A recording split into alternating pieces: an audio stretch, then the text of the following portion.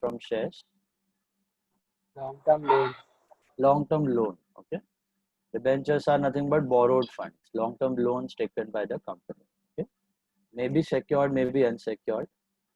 Most of the cases they are secured. Okay. But there are possibilities, there are options given to the company where the debentures can be unsecured as well. Unsecured भी हो सकता है. Personal guarantees पे भी debentures issue हो सकता है. Then we saw, do they have voting rights? Do the debenture holder have voting rights? No. No. What is the return on debentures? Return on debentures is Interest. Interest. And is the rate of interest fixed on debentures? Yes. Yes. Yes. Interest rate is fixed. And how is the priority of interest? सबसे पहला किसको जाता है? Before everyone. Before everyone, the interest goes to debenture holders. Interest on loan के जैसा. Then it It's goes an expense and not an appropriation. Exactly. And as an expense, not an approval. Can you explain what is it? Basically, whether or not the business earns profits or losses, earns profits or incurs losses, it has to pay the interest. Exactly. Losses होगा तो भी आपको interest देना पड़ेगा. Profits है तो भी interest तो देना ही पड़ेगा. That is not the situation in case of dividends.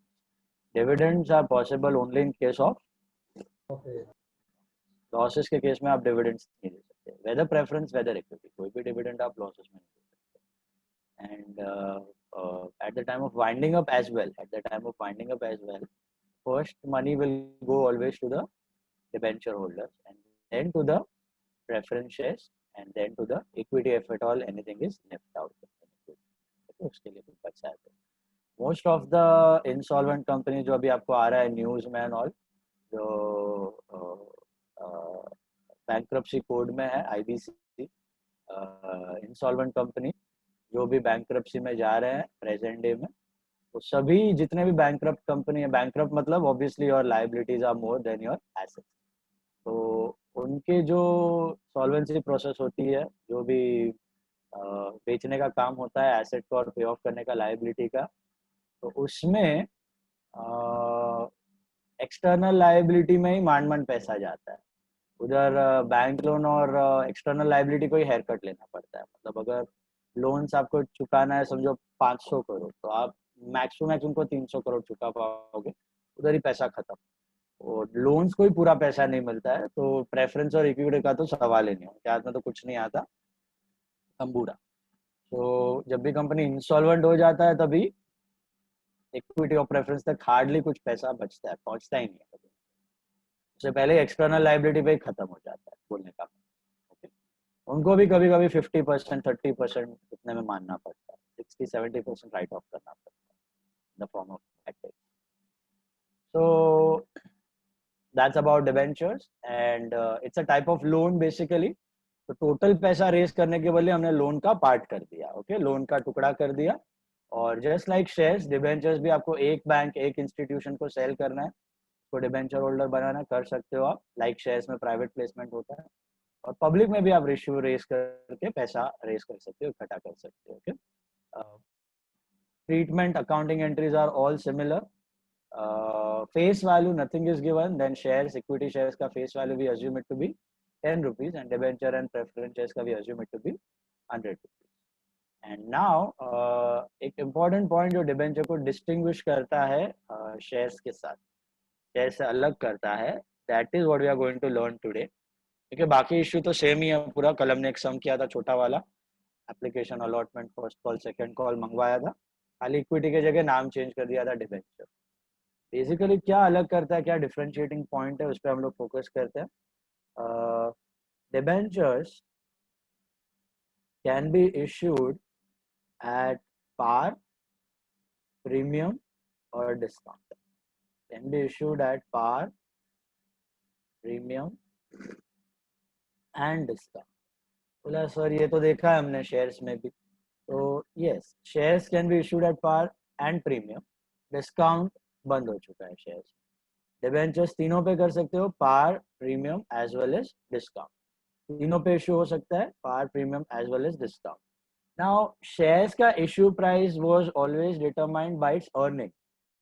जिस शेयर का अर्निंग बहुत ज्यादा है वो उतना ज्यादा प्रीमियम डिमांड करता है. पब्लिक से। रिमेंबर 10 का शेयर 50 रुपीज, 100 रुपीज, 200 रुपीज में इश्यू करते थे। तो जितना ज्यादा अर्निंग्स उतना ज्यादा शेयर प्राइस, उतना high PE, price to earning ratio for a share. Debenture का जो पार तो चलो ठीक है, 100 का 100 में दिया, प्रीमियम या discount, it is based on what? Debenture का प्रीमियम या discount is based on market rate of interest.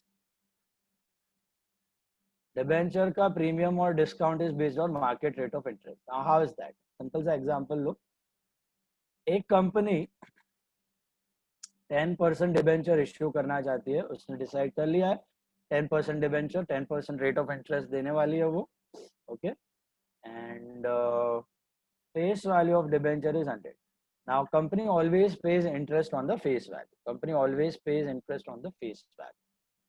अब लॉन्च का बात आ गया, इश्यू का वक्त आ गया, एंड इश्यू के टाइम पे market rate of interest is, let us से इश्यू के टाइम पे मार्केट रेट ऑफ इंटरेस्ट घट चुका है। मार्केट रेट ऑफ इंटरेस्ट हो गया है 8%। मार्केट में रेट ऑफ इंटरेस्ट चल रहा है 8%, और कंपनी जो है अपने डिबेंचर 10% वाले लॉन्च करने वाली है। 10% डिबेंचर है, उसके 10% रेट ऑफ इंटरेस्ट देने का प्रॉमिस किया है। मतलब जो 100 रुपीज का फेस वैल्यू, उस पर 10% मतलब 10 रुपीज। इस डिबेंचर, एक डिबेंचर पे कंपनी 10 रुपया इंटरेस्ट देगी होल्डर को, लेकिन मार्केट में रेट ऑफ इंटरेस्ट चल रहा है 8%। तो इन सच अ सिचुएशन कंपनी भी फायदा उठाती है। कंपनी क्या करेगी, अपने 100 रुपए के डिबेंचर को 100 रुपए में इश्यू नहीं करेगी। वो क्या सोचेगी कि यहाँ पे अगर इन्वेस्टर 100 रुपया दे रहा है तो उसको 10 रुपीज मतलब 10% मिलेगा, लेकिन मार्केट में तो 8% ही चल रहा है, तो वो 100 रुपए का डिबेंचर 100 रुपए में देगी ही नहीं। तो क्या करेगी, 100 रुपए का डिबेंचर 80 रुपीज आसपास में इश्यू करेगी, 80 रुपीज आसपास। It will issue the debenture at sorry, क्या है 120। It will issue the debentures at 120, premium पे इश्यू करेगी। 120 रुपए या 110 या 115 या 120 में इश्यू करेगी। अभी 120 रुपए में इश्यू करने का मतलब क्या हुआ कि जो बंदा वो डिबेंचर खरीद रहा है उसको पड़ेगा 120 रुपीज। जो बंदा वो डिबेंचर खरीद रहा है उसको पड़ेगा वो 120 रुपीज, और 120 रुपीज पे उसको इंटरेस्ट कितना मिलेगा, 10 रुपीज, क्योंकि इंटरेस्ट हमेशा फेस वैल्यू पे मिलता है। 10 रुपया ही इंटरेस्ट मिलेगा ऑन 120 रुपीज। तो can you calculate what is the rate of return? 10 rupees upon 120 into 100, that comes to how much? 8.33%. 8.33%। ऐसा कुछ लालच देके करेगी, सो दैट एक इंसेंटिव भी रहे कि मार्केट रेट ऑफ इंटरेस्ट से थोड़ा ज्यादा मिल रहा है, और एकदम ज्यादा भी नहीं कि कंपनी का कुछ, कंपनी मतलब एक्स्ट्रा मलाई लूट लेगी डिबेंचर होल्डर से। इसको बोलते हैं premium, this is called as issue at premium. एकदम ज्यादा नहीं देगी उसको बेनिफिट, उसको 8 का 8.33 में दे देगी। Obviously, the return on debentures will be always slightly more than the market rate of return. अगर आपको FD या PPF या ये सुकन्या समृद्धि या फिर वो सीनियर सिटीजन सेविंग स्कीम, ये सब आपको 8-9% दे रहे हैं, तो डिबेंचर आपको उससे थोड़ा ज्यादा देने की ट्राई करेंगे, 9, 9.5, 9.7, आधा पौना टका ज्यादा देने की ट्राई करेंगे, ओके। बट इतना ज्यादा नहीं कि आप एकदम लहरी लाला बन गए, क्योंकि मैंने कल बताया था ये बॉन्ड मार्केट में डील भी होता है। ये शाणे लोग क्या करेंगे, अभी 100 रुपए में खरीदेंगे और बॉन्ड मार्केट में ये अराउंड 120 में बेचने ही वाले हैं किसी और। तो इससे अच्छा कंपनी सोचेगा ये लोग खरीद के बेचे, इससे अच्छा हम ही क्यों इश्यू प्रीमियम पे ना कर दें। तो the company itself will issue the debenture at a premium when the interest rate are down in the market. जब इंटरेस्ट रेट कम होता है तब डिबेंचर हायर प्राइस पे इश्यू होगा, okay. And on the other end vice versa, जब interest rate यही 10% के डिबेंचर थे, 100 रुपीज फेस वैल्यू थी, यही इश्यू करना था कंपनी को, और तभी मार्केट रेट ऑफ इंटरेस्ट 12% चल रहा था। तो रेट ऑफ इंटरेस्ट अगर 12% है मार्केट में, सॉरी, तो in that such a situation will the company issue the debentures at 100, 120 or what price? 100 से कम में 100 से कम मिल जाएगा, 100 से कम प्राइस में देगा। क्यों? वो डिबेंचर होल्डर को तो 10 रुपया ही मिलने वाला है।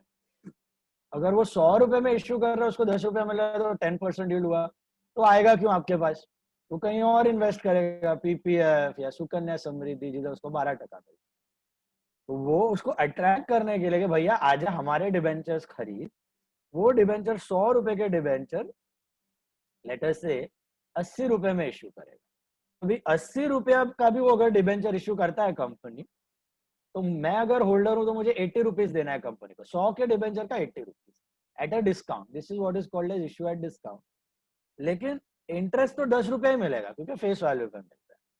पहले वाले केस में मैंने 120 रुपीज डाला था, उस पे 10 रुपीज मिल रहा था, तो the yield, this is called as yield become 8.33%। Whereas दूसरे केस में मैंने 80 रुपीज डाला और मुझे 10 रुपीज मिल रहा है, तो what is the rate of return over your? 12.5%, fair enough to attract the investors, क्योंकि बाहर 12% मिल रहा है और हम क्या बोल रहे हैं, आपको 12.5% मिलेगा, आ जाओ। वो इतना डिस्काउंट नहीं कर देगा कि मार्केट रेट से घट जाए। मार्केट रेट से रिटर्न घटने का मतलब वो आपके पास आएंगे ही नहीं वापस, है ना। मार्केट उसको 12% दे रहा है तो आपको एटलीस्ट 12 या उससे थोड़ा ज्यादा देना पड़ेगा।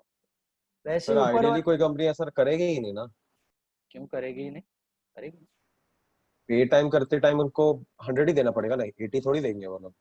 यस, 100 ही देना पड़ेगा, 80 नहीं देना। Why would a company do that? To fill up the issue, otherwise पैसा कौन देगा इसको?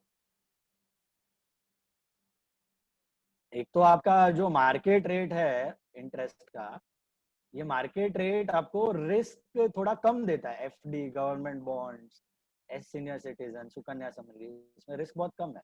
कंपनी के डिबेंचर में रिस्क थोड़ा बढ़ जाता है, ये कंपनी की बैकिंग है, वहाँ पे गवर्नमेंट की है बॉन्ड्स वगैरह पे, यहाँ पे कंपनी की बैकिंग है। इनका बिजनेस अच्छा ना करे तो आपका पैसा डूब भी सकता है। तो इंसेंटिव देने के लिए रेट ऑफ रिटर्न इन्वेस्टर को ज्यादा ही होना चाहिए। उसमें भी अगर आप मार्केट में 12% चल रहा है और आप बोल रहे हो मैं 10% दूंगा, कौन आएगा आपके पास? No one is going to invest. तो हमेशा जो यील्ड ऑफ डिबेंचर होता है, return on that investment of that debenture is always higher as compare to your market rate of return. जो आपको मार्केट से एफडी या बॉन्ड से या गवर्नमेंट बॉन्ड से जो पैसा आने वाला है उससे ज्यादा ही मिलेगा। और ये खर्चा है कंपनी का, कंपनी अपने जेब से डाल रही है। It is considered as a cost of issue. जैसे interest is the cost, one of the cost for the company for raising the money, cost of capital बोलते हैं इसको। तो वापस नेक्स्ट ईयर एफएम में बहुत डिटेल में आएगा, capital budgeting and capital structure planning, cost of capital, ये चैप्टर सब है आपको। तो इसमें कॉस्ट ऑफ कैपिटल बोला जाता है। कॉस्ट ऑफ कैपिटल मतलब इस डिबेंचर को रेज करने का खर्चा। इसमें इसको 10% जो इंटरेस्ट है वो तो देना ही है, वो इसका कॉस्ट है ही। इसके अलावा जो 20 रुपया कंपनी ने अपने जेब से डाला हुआ है, वो एक साल का खर्चा नहीं है, over the life of debenture है। It's a deferred revenue expense. ये 20 रुपया जो कंपनी यहाँ पे लॉस कर रही है ऑन द 100 का डिबेंचर, वो एक साल में राइट ऑफ नहीं करेगी। उसको 5-6 साल, जब तक वो डिबेंचर चलने वाला है, लेटर से वो डिबेंचर 5 साल के बाद चुकाने वाली है, तो उस 20 रुपए को भी 5 साल के ऊपर राइट ऑफ करेगी, क्योंकि डिबेंचर के प्रपोर्शन में वो काम आया ना आपको 20 रुपया वापरने के लिए पैसा, एक साल में नहीं उड़ाएगी उसको। डिफर्ड रेवेन्यू करके over the period of 5 year 4444 rupees right off करेगी। तो इस क्वेश्चन में अगर देखा जाए तो कंपनी का टोटल खर्चा कितना हुआ डिबेंचर पे? 10 रुपया वो इंटरेस्ट देगी plus 4 rupees every year discount write off करेगी, तो 14 रुपया। 14 रुपया is considered to be the cost of capital, 14%। 14% 100 रुपए के डिबेंचर पे 14% will be considered as cost of capital. इतना हर साल कंपनी को अपने जेब से देना पड़ेगा। तो 14% उसको देना है डिबेंचर होल्डर को, तो उसको कमाना पड़ेगा कितना? एटलीस्ट 16-17%। तो रिटर्न ऑन इन्वेस्टमेंट कंपनी का होना चाहिए 16 to 17%, तो ही वो 14% डिबेंचर होल्डर को पे ऑफ कर सकते। ये 14% कैसे आया? 10 रुपया ऑफ इंटरेस्ट, 10 रुपीज तो जाना ही है कंपनी का पर डिबेंचर, प्लस 4 रुपया ऑफ डिस्काउंट का हिसाब, that 20 rupees is divided by 5 years, deferred revenue। याद है आपको कैपिटल रेवेन्यू चैप्टर में ही आया था, discount on issue, share issue expense, वो तभी हमने शॉर्ट में किया था उधर, capital expenditure revenue and deferred revenue. अब लिखवाया भी है नोट, रेफर कर लेना। डिस्काउंट या शेयर्स का जो भी खर्चा होता है at the time of issue, they are all considered as deferred revenue. Deferred revenue मतलब एक साल में उसको राइट ऑफ नहीं टाइम तक चलेगा जब तक आप शेयर्स और डिबेंचर का पैसा यूज कर रहे हो। शेयर्स का तो लाइफ टाइम करते हो तो उसको 3 से 5 साल में आप कर देते हो राइट ऑफ। डिबेंचर्स का भी over the period of redemption. Debenture अगर 4 साल के बाद रिडीम करना है तो 4 साल के बाद राइट ऑफ, 4 साल के ऊपर राइट ऑफ करोगे। 8 साल में रिडीम करना है तो 8 साल के ऊपर राइट ऑफ करोगे। Over the life of the debenture this खर्चा is write off, discount on issue.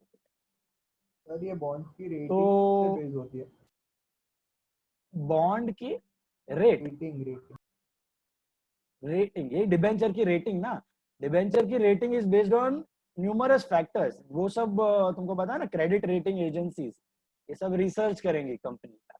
Company का सॉल्वेंसी रेशियोज होता है, there is a current ratio, liquid ratio, proprietary ratio, long term debt service ratio, interest coverage ratio.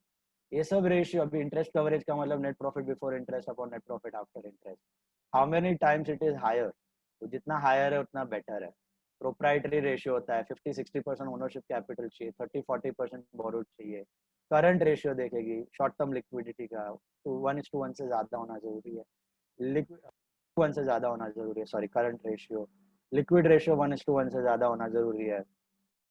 Line of business देखेगी, past credit performance देखेगी, पिछले dates कैसे सर्व किए थे, पिछले टाइम में कोई बैड डेट्स तो नहीं हुआ, इंटरेस्ट में कोई लैप्स तो नहीं हुआ, तो all these various line of business में कोई रिस्क तो नहीं है कंपटीशन का बहुत बड़ा। so lot of things are taken into consideration, all these financial ratios जो नॉर्मल बिजनेस के वैल्यूएशन के वक्त हम लोग देखते हैं, ये सब रेशियोज बैंक्स कंसिडर करती है, चेक करती है, एंड वो सब क्रेडिट रेटिंग एजेंसीज चेक कर लेती हैं। उसके बाद बोलती हैं थप्पा लगा के, भैया ये कंपनी, थोड़ा पैसा खा के बोलती है ये कंपनी का बॉन्ड्स अच्छा है, AAA+ है, AA+ है, AAA है, इसमें जाके आप इन्वेस्ट करो, इसमें आपका पैसा डूबने का चांस नहीं है। सिंपल सी बात है। आप कैसे करते हो नॉर्मली, आपको क्रेडिट कार्ड कैसे मिलता है, how do you get a credit card from a bank? Credit score, credit score, how do they determine your credit score? They look बराबर at your income and liability paying capacity. Income और capacity, तुम्हारे bank में कितना balance रखा है और eight on an average कितना रख रहे हो, कितनी लिमिट है, और अगर तुमने कोई लोन लिया है, अगर पहले कोई लोन उठाया है तो वो कैसे चुकाया है अगर हुआ है तो, या फिर एट प्रेजेंट तुम्हारे ऊपर क्या क्या लाइबिलिटीज है, कितना चुकाना बाकी है, कितने time, what is your earning compare to those liabilities, that will determine your credit score. Same thing goes for the company, कितना उसका अर्निंग है in comparison to the debts which are supposed to be serviced. Debt service ratio. Debt service ratio is the total of ownership capital and total of assets against your debt. आप कितने amount से कितना date चुका सकते हैं। आपके पास 100 रुपए है, उसमें से डेट कितना है तो 30 रुपीज है, तो you are safe enough for 70 rupees. So debentures raise the gearing ratio also, na? Capital gearing yes बढ़ जाती है। कैपिटल गियरिंग रेशियो का मतलब डेट अपॉन इक्विटी, तुम्हारा debt upon equity, that's your capital gearing ratio. जितना आपका date बढ़ेगा, debenture बढ़ेगा, ना कैपिटल गियरिंग रेशियो बढ़ते जाएगा, 2:1, 3:1, 4:1। आइडियली मैक्स टू मैक्स किसी कंपनी के लिए 2:1 इज अपर मैक्स लिमिट। इससे ज्यादा debt to equity ratio, capital gearing ratio अच्छी बात नहीं है। डेट टू इक्विटी ज्यादा से ज्यादा 2:1 होना चाहिए, मतलब आपके कंपनी में 60% डेट और 40% जितना 65% और 6% आपका ये है डेट है और 33% आपकी इक्विटी है। मैक्स ऐसा रेशियो किसी कंपनी में है तो ठीक है, otherwise more than 50%, 60-70% should be equity, 30% to 40% max should be debt. Max हो सके तो जीरो डेट होना चाहिए कंपनी में, वेल एंड गुड। लेकिन जरूरत पड़ रही है आपको लेने के लिए डेट उधार, तो you go for 30-20-30-40% of debt, that's not more that. खुद का पैसा हमेशा ज्यादा होना चाहिए, that's a sign of a healthy business. Debt ज्यादा लेने का मतलब क्या है आपका, या तो बहुत ही रिस्की बिजनेस है, कोई पैसा इक्विटी में डालने को रेडी नहीं है, आपको रिटर्न चाहिए, इसके लिए आप डेट पे जा रहे हो, या तो कोई डिफॉल्टिंग बिजनेस है, मतलब कोई इक्विटी का भरोसा ही नहीं है कि वो कभी जिंदगी में डिविडेंड देगा, डेट में भरोसा तो है, फिक्स्ड इंटरेस्ट देना पड़ेगा उसको झक मार के, इसलिए वो डेट रेस करता है। Not a good sign, you are having lot of debt. अब सोचो ना, नॉर्मली एज अ पर्सन उधारी ज्यादा हो पर्सन पे तो अच्छी बात है, कि उधारी कम हो तो अच्छी बात, उधारी कम हो तो अच्छी बात है ना। Same goes for the company. तो सर जो 120 का डिबेंचर होता है उसमें जो एक्सेस होता है वो फिर परचेज ऑफ एसेट वो सब भी कर सकते हैं। Yes yes yes, it's a premium. जो 120 का है, 100 रुपए का 120 में डाला, वो 20 रुपीज इज डिबेंचर प्रीमियम। जैसे शेयर प्रीमियम था वैसे debenture premium, it's a reserve, same reserve ही है। सिक्योरिटीज प्रीमियम आप कॉमन रिजर्व रख सकते हो, उन पैसों को आप, वो पैसे अभी डिबेंचर होल्डर को बिलोंग नहीं करते, वो अभी इक्विटी शेयर होल्डर को बिलोंग करते। तो प्रॉफिट होगा कंपनी का, उसका आप फिक्स्ड एसेट खरीदो, डेफर्ड रेवेन्यू एक्सपेंस को राइट ऑफ करो, वहां से बोनस शेयर इशू करो इक्विटी के लिए, ये सब आप कर सकते हो, वो प्रॉफिट हो गया कंपनी का। बॉन्ड जैसे नॉर्मली ट्रेड नहीं होते ना, तो क्या किधर से मतलब क्या ट्रेड नहीं होते? बॉन्ड्स और डिबेंचर्स वो सब ऐसे शेयर जैसे नहीं होते? होते हैं ना, अरे कल तो बताया, इतना बड़ा मार्केट होता है bond market, bigger than equity market, banks deal करते हैं इनमें। वो भी कन्वर्टेबल होता है ना? कन्वर्टेबल नॉन कन्वर्टेबल ये अलग चीज है, ये हम लोग टाइप्स में लर्न करेंगे। कन्वर्टेबल डिबेंचर में क्या होता है कि आपको अभी ये डिबेंचर इश्यू हुआ तो उसके अग्रीमेंट में मेंशन किया रहता है कि ये डिबेंचर को आप 3 साल बाद जो प्रिवेलेंट प्राइस है मार्केट में इक्विटी का उसमें कन्वर्ट कर दो। मतलब आपके पास समझो 1 लाख रुपए के डिबेंचर है, तो 3 साल बाद मार्केट में इक्विटी का प्राइस चल रहा है 1000 रुपया, तो आपके पास ऑप्शन है कि वो 1 लाख के डिबेंचर आप 100 इक्विटी शेयर्स में आप कन्वर्ट कर सकते हो। क्या called as convertible debenture. That's an option with, कोई कंपलसरी कन्वर्जन रहता है, कोई ऑप्शनल रहता है, चूज करना है तो करो, वरना स्टे एज डिबेंचर।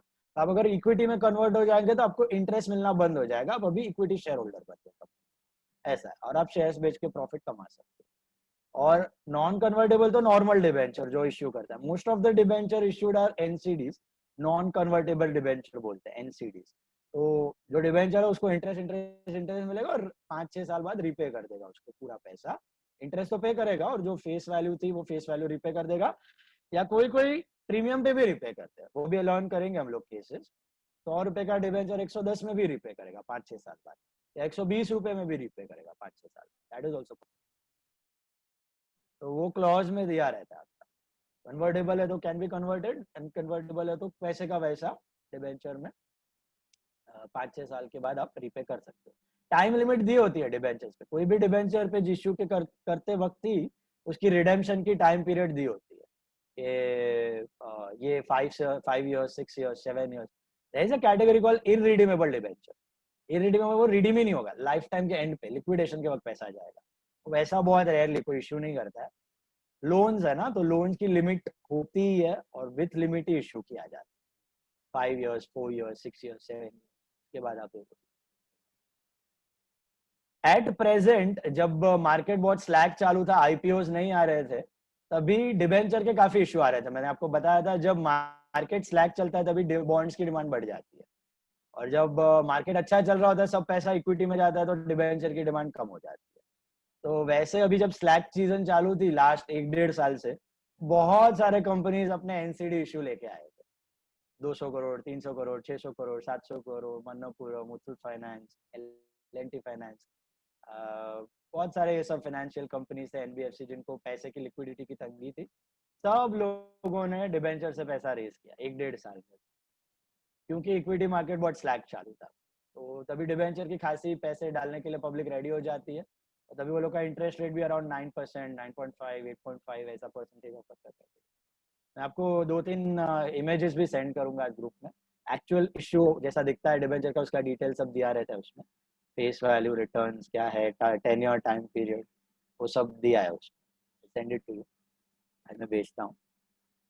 तो ऐसा होता है आपका इश्यू अभी पार पे और प्रीमियम पे और डिस्काउंट पे कब होता है, ये समझ में आया आपको? पार, प्रीमियम एंड डिस्काउंट। पार मतलब रुपए का डिबेंचर 100 रुपए में, प्रीमियम मतलब 100 का 120 में। प्रीमियम पे कब जाएगा? Whenever there is higher interest rate और lower interest rate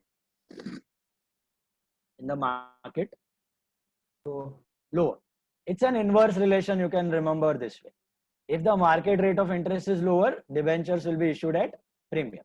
And if the market rate of interest is higher, debentures will be issued at discount. Is that clear? ले दे के जो इन्वेस्टर को यील्ड मिल रही है ना, उसमें ज्यादा फर्क नहीं होना चाहिए. ये आपका लॉजिक है. इन्वेस्टर को जो रिटर्न मिल रहा है वो मार्केट रेट के आजू बाजू मिलना चाहिए. उस प्राइस के हिसाब से आप issue. Is this clear? So based on that, how to do the entries now? There are 6 possibilities, 6 possible situations. 6 possible situations. मैं 6 के 6 आपको एंट्री में बता रहा हूं, फिर हम लोग सम भी करेंगे उसका. Number 1, issued at par, redeemable at par. Issued at par, redeemable at par. अभी इसमें क्या हो रहा है देखो, issued at par, redeemable at par.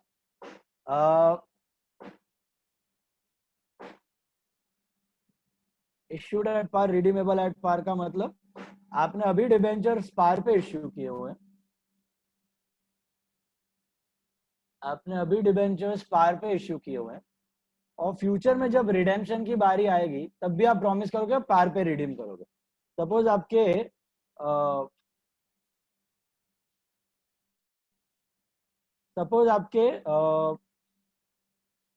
1000 suppose आपके 1000 डिबेंचर्स है ऑफ 100 ईच. सपोज आपके 1000 डिबेंचर्स है ऑफ 100 ईच, 10% डिबेंचर्स है. Okay, just a second.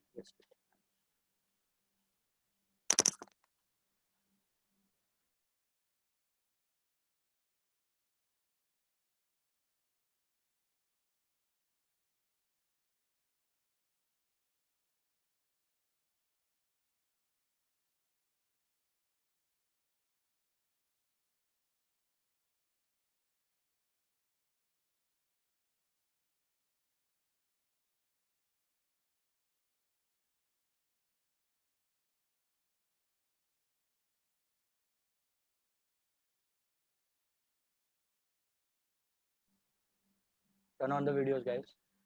See, issue at par, redeemable at par. Issue at par, redeemable at par का मतलब 100 रुपए के debenture 100 रुपए में इश्यू हो रहे हैं. redeemable at par मतलब फ्यूचर में भी आप 100 रुपीज ही रिपे करोगे. इसका बेसिक एंट्री क्या बनेगा? Bank to 10% debenture. Bank to 10% debenture, जैसे बैंक टू इक्विटी कैपिटल होता था आपका पूरा पैसा साथ में, तो वैसे बैंक टू 10% डिबेंचर पूरा पैसा साथ में. इधर कोई ब्रेकअप नहीं है application allotment first call second call. तो कितना है? तो 1000 into 100, that will be 1 lakh. That will be your entry. Now, second case, issued at premium of 10%, redeemable at par. Issued at premium of 10% and redeemable at par. मतलब आप अभी 100 रुपए का debenture 110 में इश्यू कर रहे हो. क्यों करोगे? अभी अभी बताया, क्योंकि मार्केट में रेट ऑफ इंटरेस्ट कम चल रहा है. तो मार्केट में कम रेट ऑफ इंटरेस्ट है तो आप ज्यादा प्राइस पे इश्यू करोगे. तो रिडीमेबल एट पार है, मतलब फ्यूचर में आप, फ्यूचर मतलब लेट्स से 5 इयर्स के बाद जब रिडीम करना है तब पार पे रिडीम करने वाले हो, कुछ एक्स्ट्रा पैसा देने का प्रॉमिस नहीं है. तो एंट्री बनेगी bank to 10% debenture to debenture premium, और you can write security premium, common account for both. This will be 1000 into 110. लिखना नहीं है, just for your understanding. Debenture में 1 लाख, प्रीमियम में 10,000. ये प्रॉफिट हो जाएगा. Debenture premium is the profit of the company. Third possible case is issued at discount of 10% and redeemable at par. इसका मतलब क्या कि आप अभी अपना डिबेंचर कम प्राइस पे इश्यू कर रहे हो, 100 रुपए का 90 रुपीज में दे रहे हो, एंड रिडीमेबल एट पार मतलब फ्यूचर में आप प्रॉमिस कर रहे हो कि 100 रुपया ही दोगे. तो 10 रुपया जेब से डालेगी कंपनी. क्यों डिस्काउंट पे इश्यू करती है वो अभी अभी हमने देखा. Whenever the market rate of interest is higher, तो इंसेंटिव देने के लिए आप अपने डिबेंचर का भाव थोड़ा कम कर रहे हो. तो एंट्री क्या हो जाएगी, तो bank discount on issue of debenture debit to 10% debenture. This will be 90,000, 10,000 and 1 lakh. 90,000, 10,000 and 1 lakh.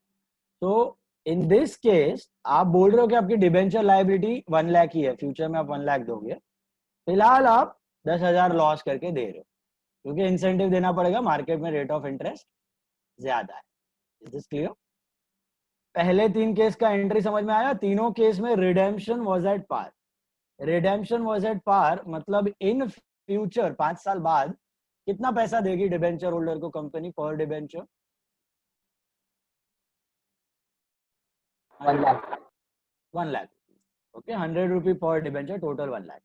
Next 3 cases पे ध्यान देना. इसमें क्या हो रहा है? Case number 4, issued at par, redeemable at premium of 10%.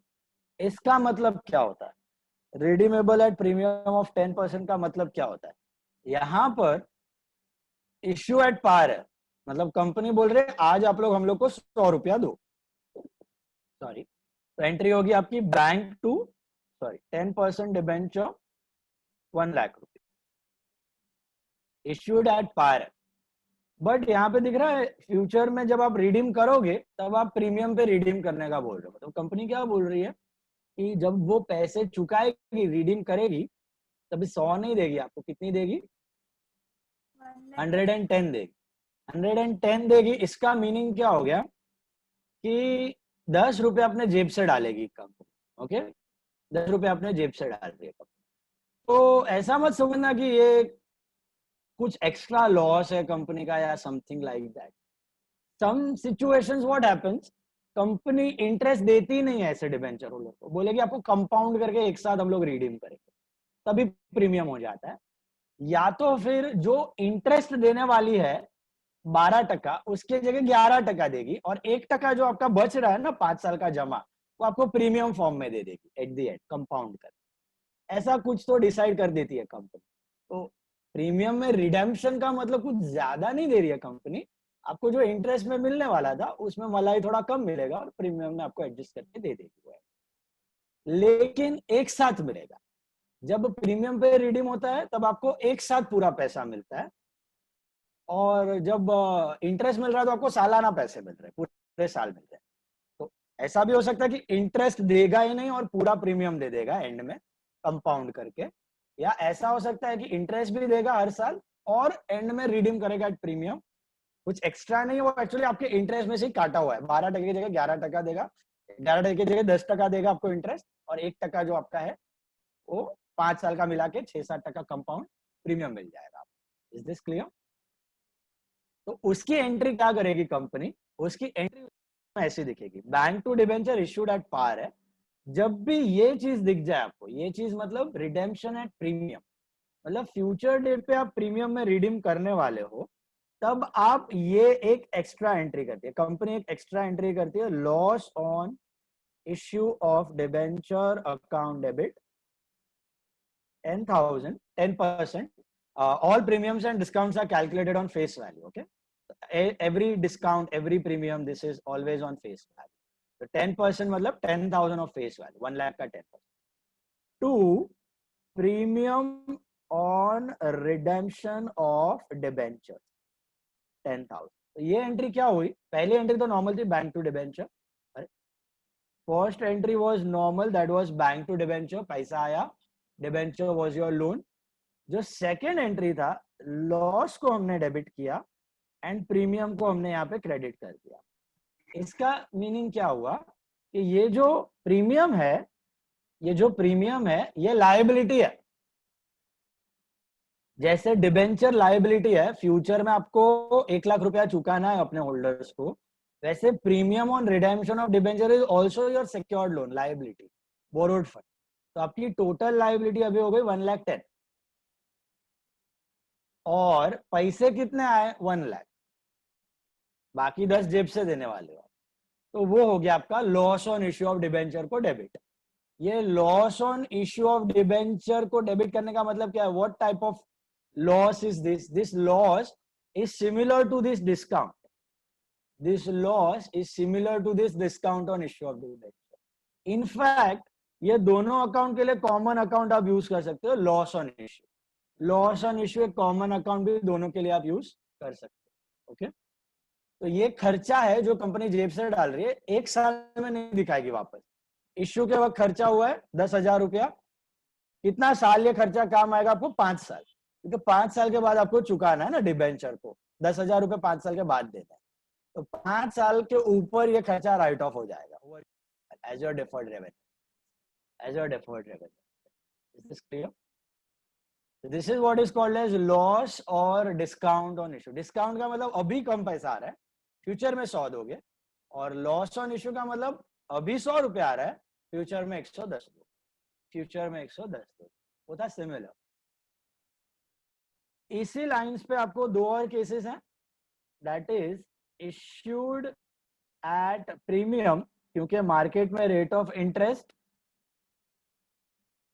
थोड़ा कम चल रहा था, तो अभी आपने इश्यू एट प्रीमियम किया. And redeemable at premium of 10%. अभी आप बंदों से 105 ले रहे हो क्योंकि मार्केट में रेट ऑफ इंटरेस्ट कम है. और बाद में आपका जब रिडेम्पशन का बारी आएगा तब आप उनको 110 रुपया देने का प्लान कर रहे हो. ठीक है, 110 eight a premium.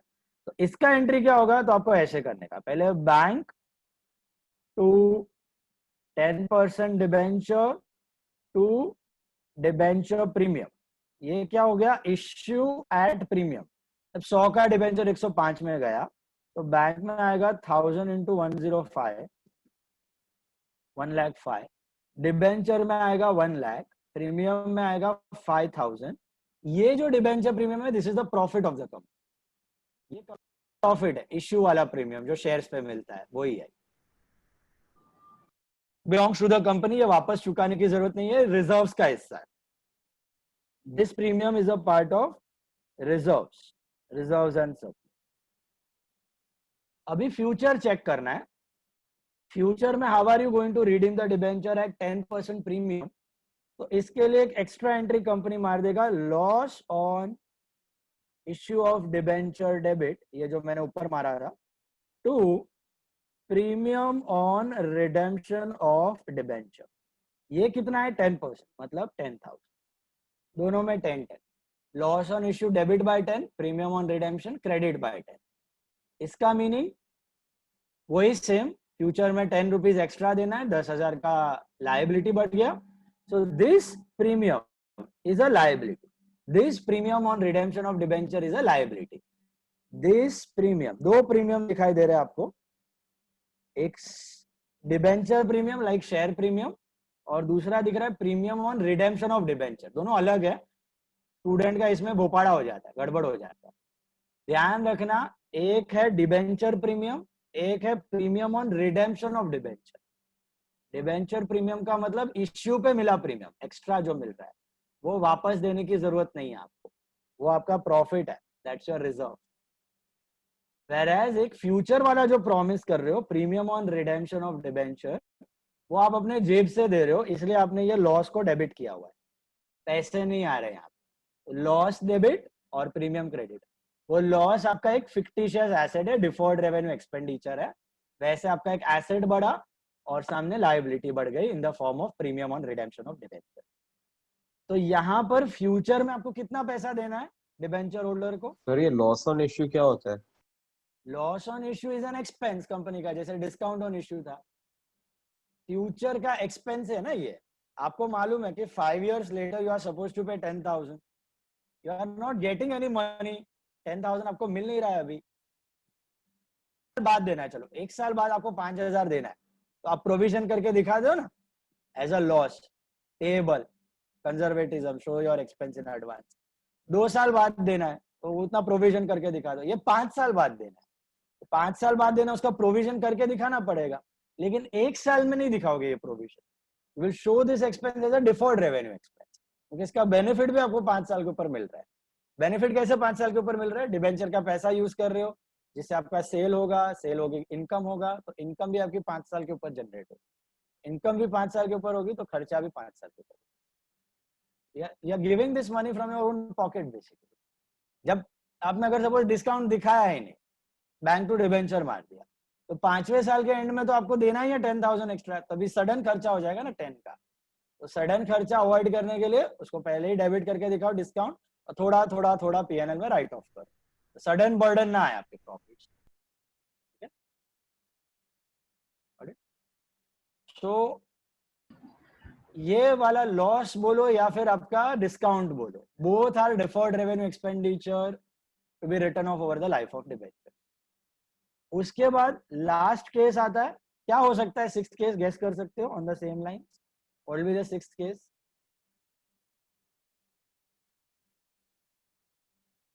Try to look. At discount redeemable at premium. पहले 3 में रिडीमेबल एट पार था, दूसरे 3 में भी रिडीमेबल एट प्रीमियम होगा। First half is same, issued at par, issued at premium, issued at discount. तो ये 6th केस क्या होगा? Issued at discount of 5% letters से and redeemable at premium of 5%. अब issue at discount है तो what should be your journal entry? Bank discount on issue of debenture की जगह loss on issue भी लिख सकते हो, common account to 10% debenture. 5% discount पे issue कर रहे हो आप। Today you are not getting 100 rupees for 100 rupee का debenture, you are getting 95 rupees. So 95 into 1000, that is 95,000. Discount is 5, debenture में 1 lakh. And 5% is premium on redemption. तो future में आप और प्रॉमिस करोगे और 5 रुपया दोगे, तो loss on issue of debenture debit 5,000 to premium on redemption of debenture 5,000। ये एक्स्ट्रा एंट्री करना पड़ेगा। ये एक्स्ट्रा एंट्री कब करना है? जब भी फ्यूचर में रिडेम्पशन पे there is premium, there is premium. तो यहां पर अगर देखा जाए तो टोटल लॉस कितना हुआ कंपनी का? Total loss on issue, total loss eight the time of 10,000 is 10,000 rupees. ये 10,000 क्या एक साल के खर्चे में दिखा देगा? वो नहीं, ये 10,000 को वो डिवाइड कर देगा over the life of debenture which is 5 years। तो पर ईयर पीएनएल में कितना खर्चा दिखते जाएगा? 2,2,2,2,2। और जब टाइम आएगा रिडीम करने का, तब 5 साल बाद कितना पैसा चुकाएगा company over year? How much money will the company repay the debenture holders? 5,000 plus 1 lakh. हाँ तो 1,05,000 डिबेंचर प्लस प्रीमियम। एंट्री क्या होगी? सेम, लोन चुकाने हैं, loan to bank, creditor creditor to bank, debenture का डिबेंचर टू बैंक, प्रीमियम का premium to bank. तो combined entry आप ये भी आएगा आपको रिडेम्पशन ऑफ डिबेंचर चैप्टर में। When you redeem the debenture, what's your entry? Simple सा एंट्री है, debenture account debit, premium on redemption of debenture debit to bank. Debenture को भी डेबिट करो, प्रीमियम को भी डेबिट करो, बैंक क्रेडिट, पैसा गया। तो एक के जगह 2 लायबिलिटी हो गई। बट 1 लाख के सामने कैश आया था, वो आपका जेब से नहीं गया, 95 आया था, ये 5 आपके जेब से जा रहे हैं, तो आपका खर्चा, discount and loss. Are this 6 cases clear? क्या हो रहा है? और 3 केसेस पॉसिबल है, कोई बता सकता है क्या 3 केसेस पॉसिबल है? Redeemable at discount. Exactly, redeemable at discount. Okay, practically कोई करता नहीं है, क्योंकि आप सोचो आपको बोलेंगे 100 रुपया दो, हम आपको 95 देंगे 5 साल के बाद। Okay, no one does that. तो practically redeemable at discount is not there, not doesn't happen. Theory में हो सकता है, कोई फर्क नहीं पड़ता। अगर रिडीमेबल एट डिस्काउंट है, इसका मतलब क्या है? आप फ्यूचर में ज्यादा दोगे कि कम? कम। तो आपका फ्यूचर में फायदा होगा कि नुकसान? फायदा। फायदा। अब अभी 100 रुपया ले रहे हो, फ्यूचर में 95 देने का प्लान करो, तो फायदा हो रहा है। कभी फायदा एडवांस में दिखाने की जरूरत है ही नहीं, तो जब होगा तब रिकॉर्ड हो जाएगा, उसके लिए कोई सेपरेट एंट्री की जरूरत नहीं है। तो आपका जो अगर सपोज रिडीमेबल एट डिस्काउंट आ जाए, तो रिडीमेबल एट डिस्काउंट बोलो या रिडीमेबल एट पार बोलो, बात एक ही है, कोई एक्स्ट्रा एंट्री करने की जरूरत नहीं है वहां पे। फ्यूचर गेन्स आप कभी भी एडवांस में नहीं दिखाते, correct? That's a theoretical part, कभी पूछेंगे नहीं, आता भी नहीं है, प्रैक्टिकली भी नहीं है। एंट्री भी सेम है, कोई चेंज नहीं है। जो रिडीमेबल एट पार की एंट्रीज है वही रिडीमेबल एट डिस्काउंट की एंट्रीज है, ठीक है? तो ये बात देख लो जरा, एक मिनट गो थ्रू कर लो all 6 cases, just go through it.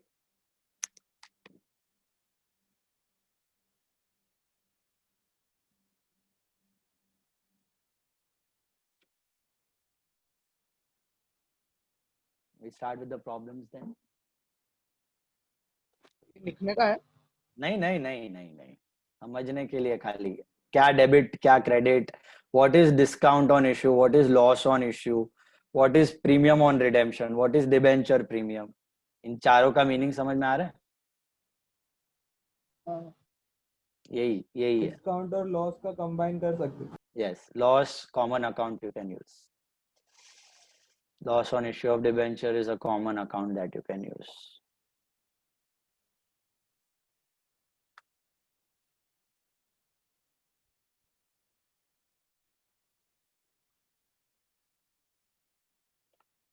Okay, let's take a problem. Take question number 17. ये solve करना है अपने को. We'll do it together. साथ में start कर दो. Question 17. Look at it. What have they given? Mickey Limited issued 1,008% debentures of 100 each, repayable at the end of 10th year.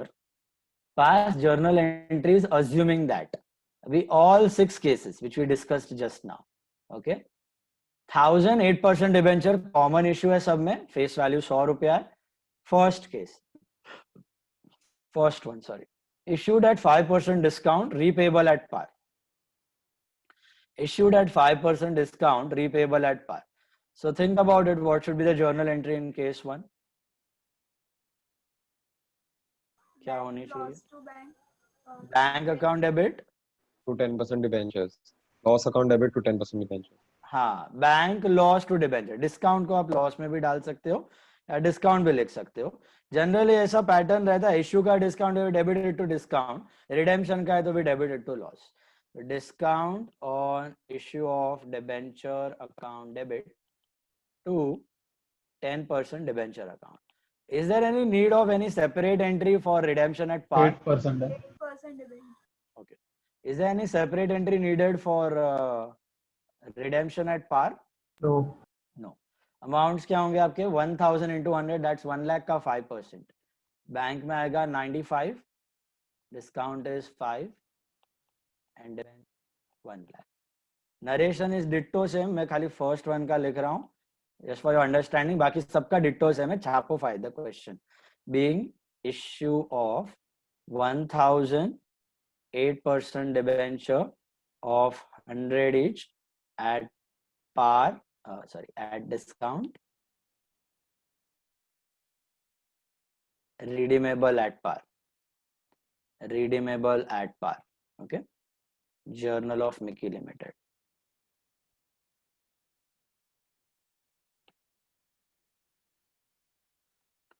Second one, issued at par, repayable at 5% premium. bank loss to debenture to premium on redemption. Very good. पहले bank to debenture वो तो normal entry है, और बाद में loss on issue of debenture को आप debit कर दो. क्या फ्यूचर में कुछ एक्स्ट्रा प्रॉमिस कर रहे हो? To 8% debenture, that's your liability, to premium on redemption of debenture account. पहले बैंक टू डिबेंचर देख लो, इश्यू एट पार है. बैंक टू डिबेंचर में फेस वैल्यू, जैसे शेयर्स में फेस वैल्यू कोट करते थे वैसे डिबेंचर में भी हर बार फेस वैल्यू दिखेगा. बोल रहे हो कि फ्यूचर में जब देंगे ये फेस वैल्यू 100 रुपीज तो मिलने ही वाली है आपको. 1 lakh rupees in bank, 1 lakh rupees in debenture. इसके बाद आप बोल रहे हो उसके एक्स्ट्रा भी हम अमाउंट देंगे आपको. कितना देंगे? Premium 5%. 5% of what? 1 lakh. That comes to 5,000. 5% of 1 lakh comes to 5,000 rupees. Okay. Narration is again same, being issue of 1,000, 8% debenture of 100 each at par, redeemable at 5% premium. Redeemable at 5% premium. Third one, issued at premium of 10%, repayable at par. Issued at premium of 10%, repayable at par. तो issued at premium, repayable at par. क्या होगा entry? Simple. Bank to debenture to Bank account premium. debit to 8% debenture. Bank to 8% debenture to debenture premium. Either you write debenture premium or you write securities premium. Debenture या security premium. कितना आएगा यहाँ पे? It is 10% premium. So bank में आएगा 1,10,000, debenture में face value 1 लाख, debenture premium 10,000. Issued at premium, repayable at par. Repayable at par है तो no extra entry needed in future. 100 रुपया देने का ही प्रॉमिस है आपका. Issued at discount of 10%, repayable at premium of 5%.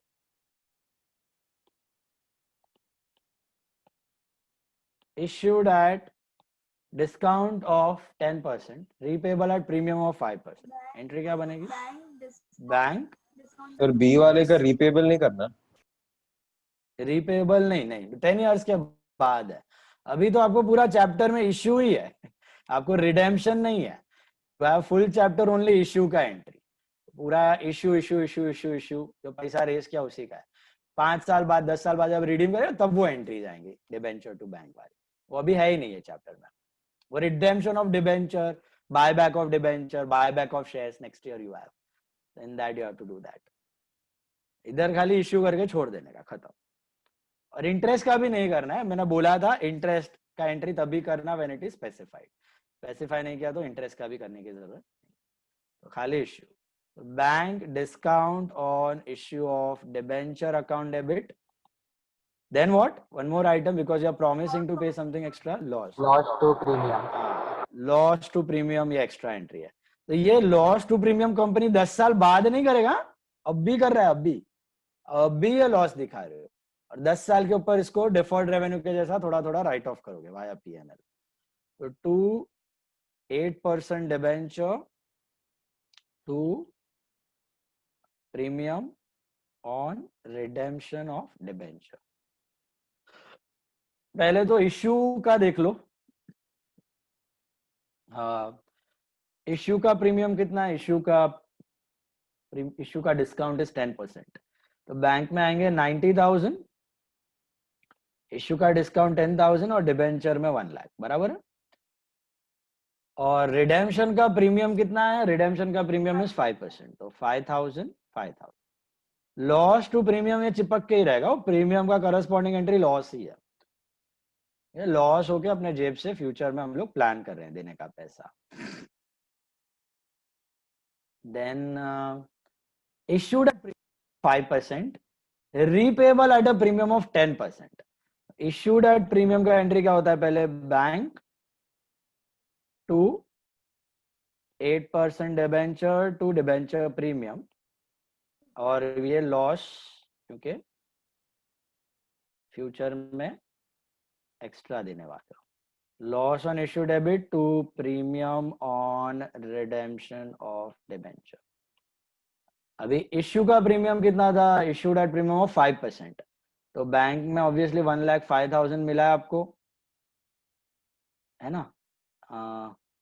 Debenture में face value 1 lakh and debenture premium 5,000. ये आपका प्रॉफिट है. ये debenture premium is a reserve. ये किसी को वापस चुकाने की जरूरत नहीं है आपको. डिस्काउंट अभी मार्केट में रेट इंटरेस्ट कम चल रहा था तो आपने प्रीमियम पे इश्यू कर लिया. और रिडेम्पशन का प्रीमियम इज 10%. मतलब ये लॉस को डेबिट होगा और ये इधर प्रीमियम को क्रेडिट हो जाएगा 10,000. ओके. तो इस वाले इश्यू में आपका नेट गेन है कि नेट लॉस है? देख के बता सकते हो. लॉस गेन है। नेट नेट क्या है नेट? 15,000. लॉस 5,000 मिल रहा है, 10,000 पे करना है। लॉस है लॉस. नेट लॉस है. नेट लॉस ऑफ 5,000 में आपका नेट लॉस हो रहा है 5,000 का. ये सिक्योरिटी प्रीमियम क्या है? रिजर्व है. और वो डिस्काउंट क्या है? डेफर्ड रेवेन्यू एक्सपेंस है. डेफर्ड रेवेन्यू लॉस जो भी है, लॉस आपका डेफर्ड रेवेन्यू है 10,000 और प्रीमियम आपका वो है 5, या आप राइट ऑफ कर सकते हो आपस में.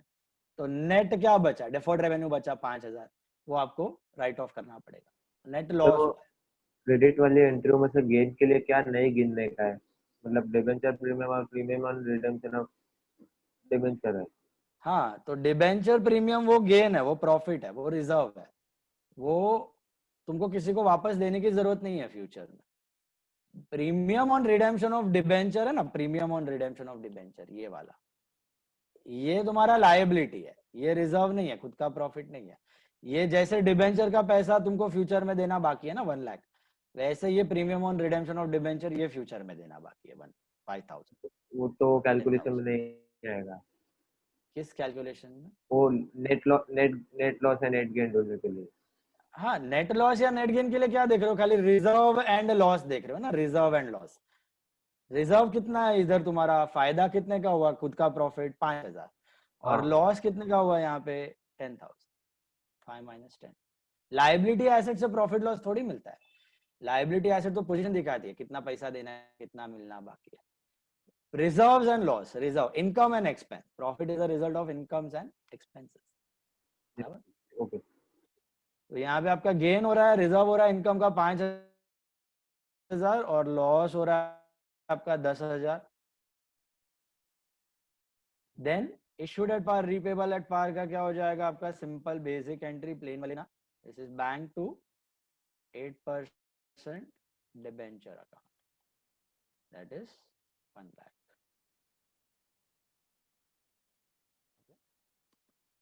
Bank to 8% debentures 1 lakh. बढ़े आगे.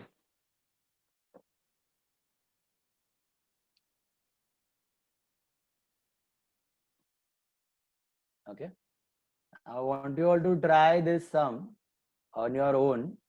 That is sum number 22. 22 में ध्यान से पढ़ो क्या दिया है.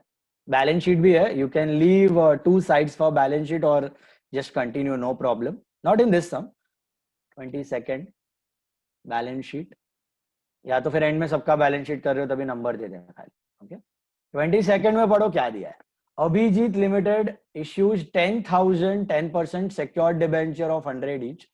Past journal entries if the debentures are redeemable at par and are issued.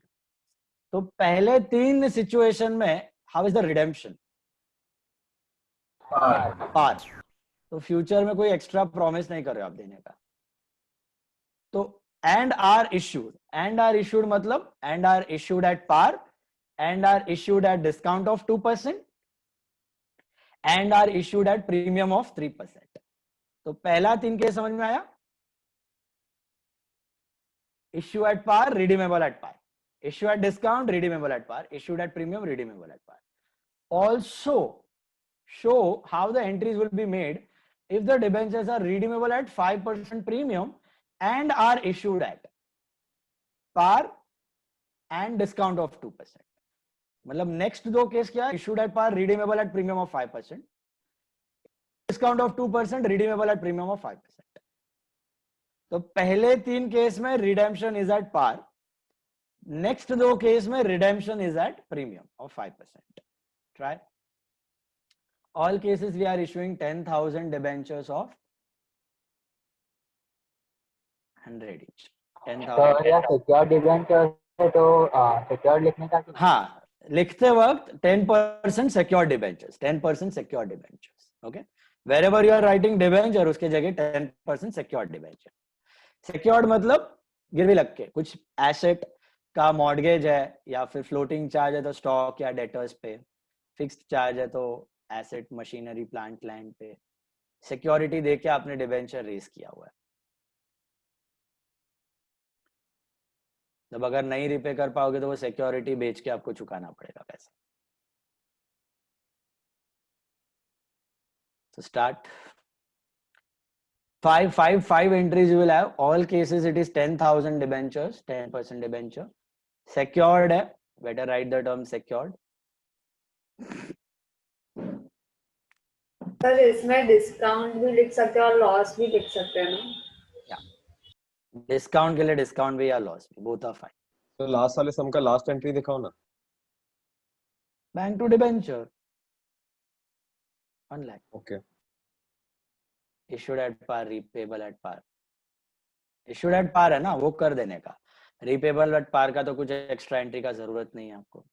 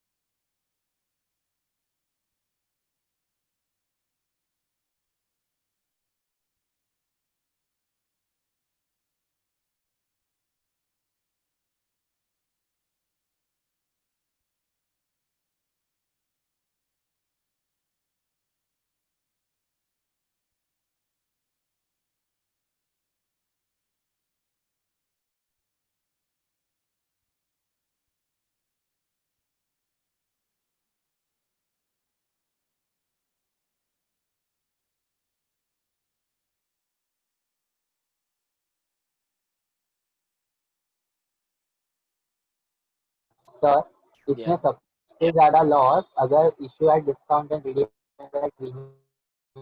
Issue at discount, redeemable at premium. सबसे ज्यादा loss. Correct. Issue at discount, redeemable at premium है सबसे ज्यादा लॉस है. इश्यू का भी डिस्काउंट है और रिडेम्पशन का भी प्रीमियम है, उसका भी लॉस है. बराबर है.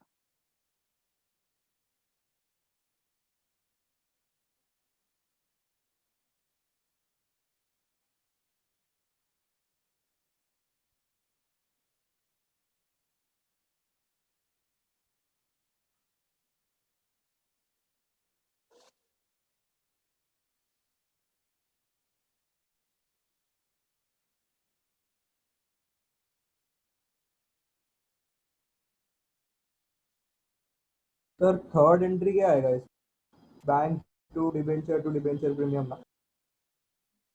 Bank to debenture premium. Yes, issue का प्रीमियम है वो. Profit of the company it is.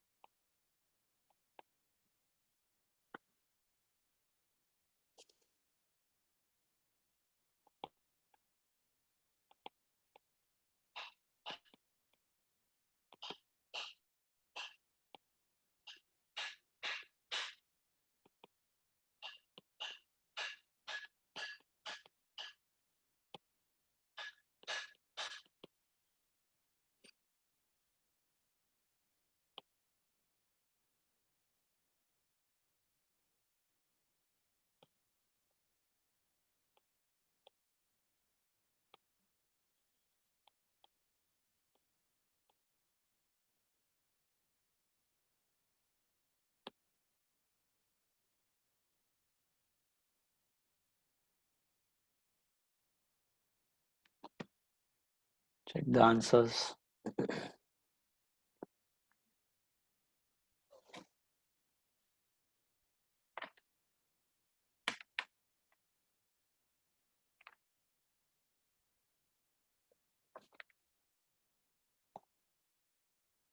मिला?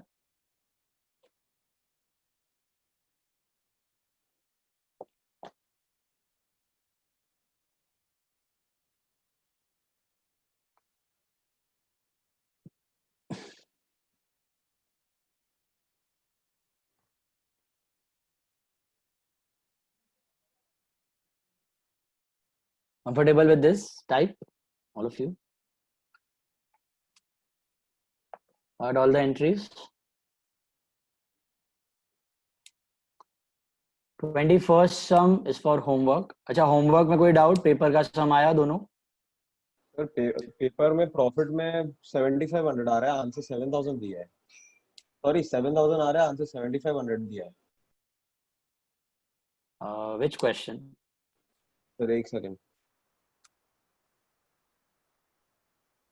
सर वो जो होमवर्क सब में 4A वाला क्वेश्चन था ना, वो आप ही डिस्कस करो ना. हाँ, 1 मिनट कर देता हूँ फटाफट. देखो 4A वाले में क्या दिया हुआ है?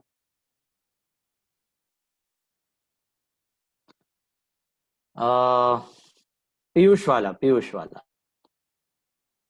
वाला वो हमने कल किया था ना, सेम है. देखो इसमें खाली ये नोट इंपॉर्टेंट है 4A वाले में.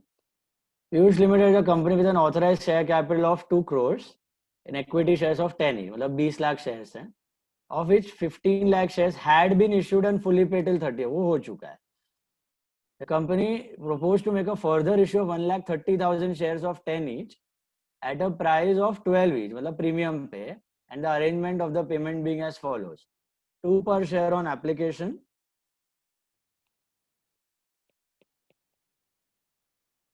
then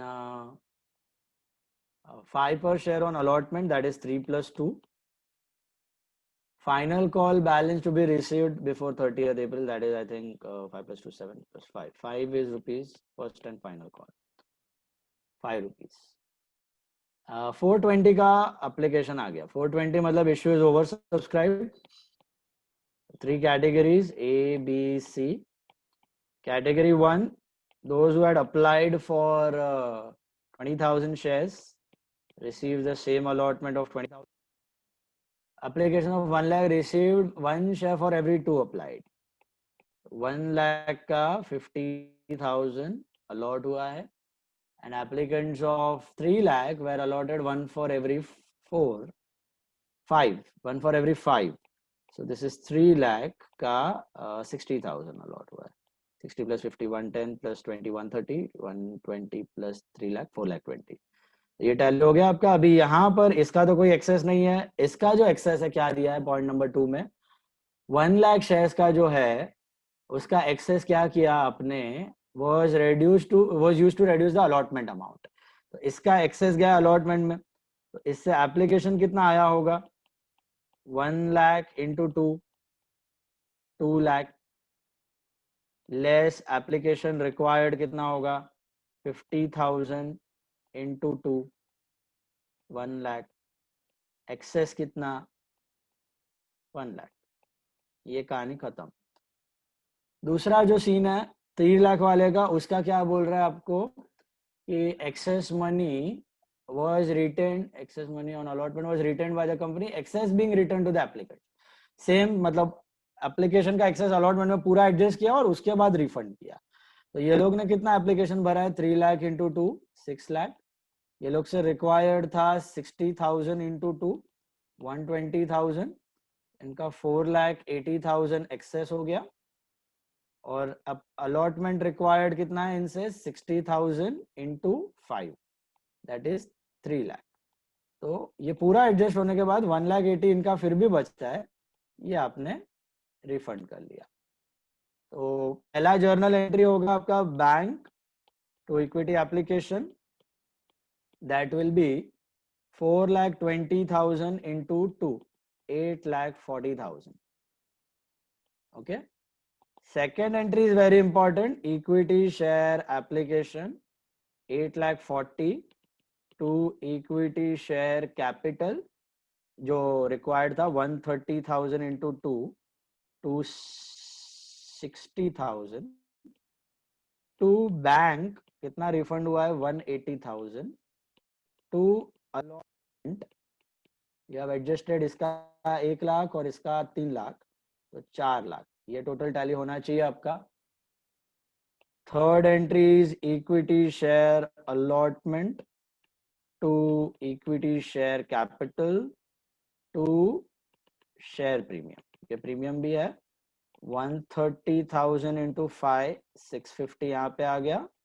130 इंटू 3 390 आपका कैपिटल में गया and 130 into 2 260 is your premium. And then you receive the money to bank to equity share allotment. Excess कितना था आपका out of 650 4 लाख excess था तो कॉल से एडवांस भी आएगा ना? मिल जाएगा. दिया है क्या उधर? कहाँ दिया यार? नहीं सॉरी नहीं है. नहीं है नहीं है तो bank to equity share allotment 2,50,000 and then equity share first and final call to equity share capital that will be 130,000 into 5 650,000 and then when you receive the money it is bank to equity share first and final call. सब लोग का access खत्म तो 650 पूरा भरो खत्म. अच्छा सब क्या नहीं आया इसमें? इजी था.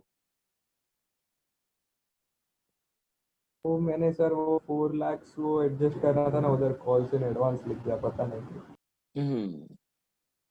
Call in advance after allotment जो भरता है वो call in advance.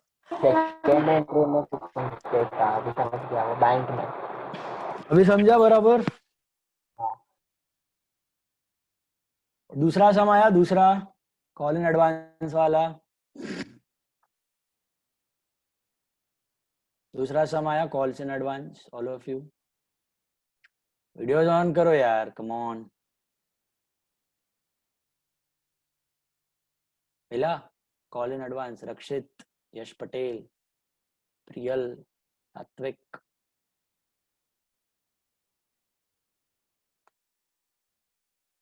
Comfortable? Call in advance call in arrear नहीं किया तो सॉल्व कर लो आज के आज. पेपर का सम है. शीट का एक बार होमवर्क रह गया तो भी वांदा नहीं. पेपर का some module can't afford to leave. नहीं छोड़ सकते.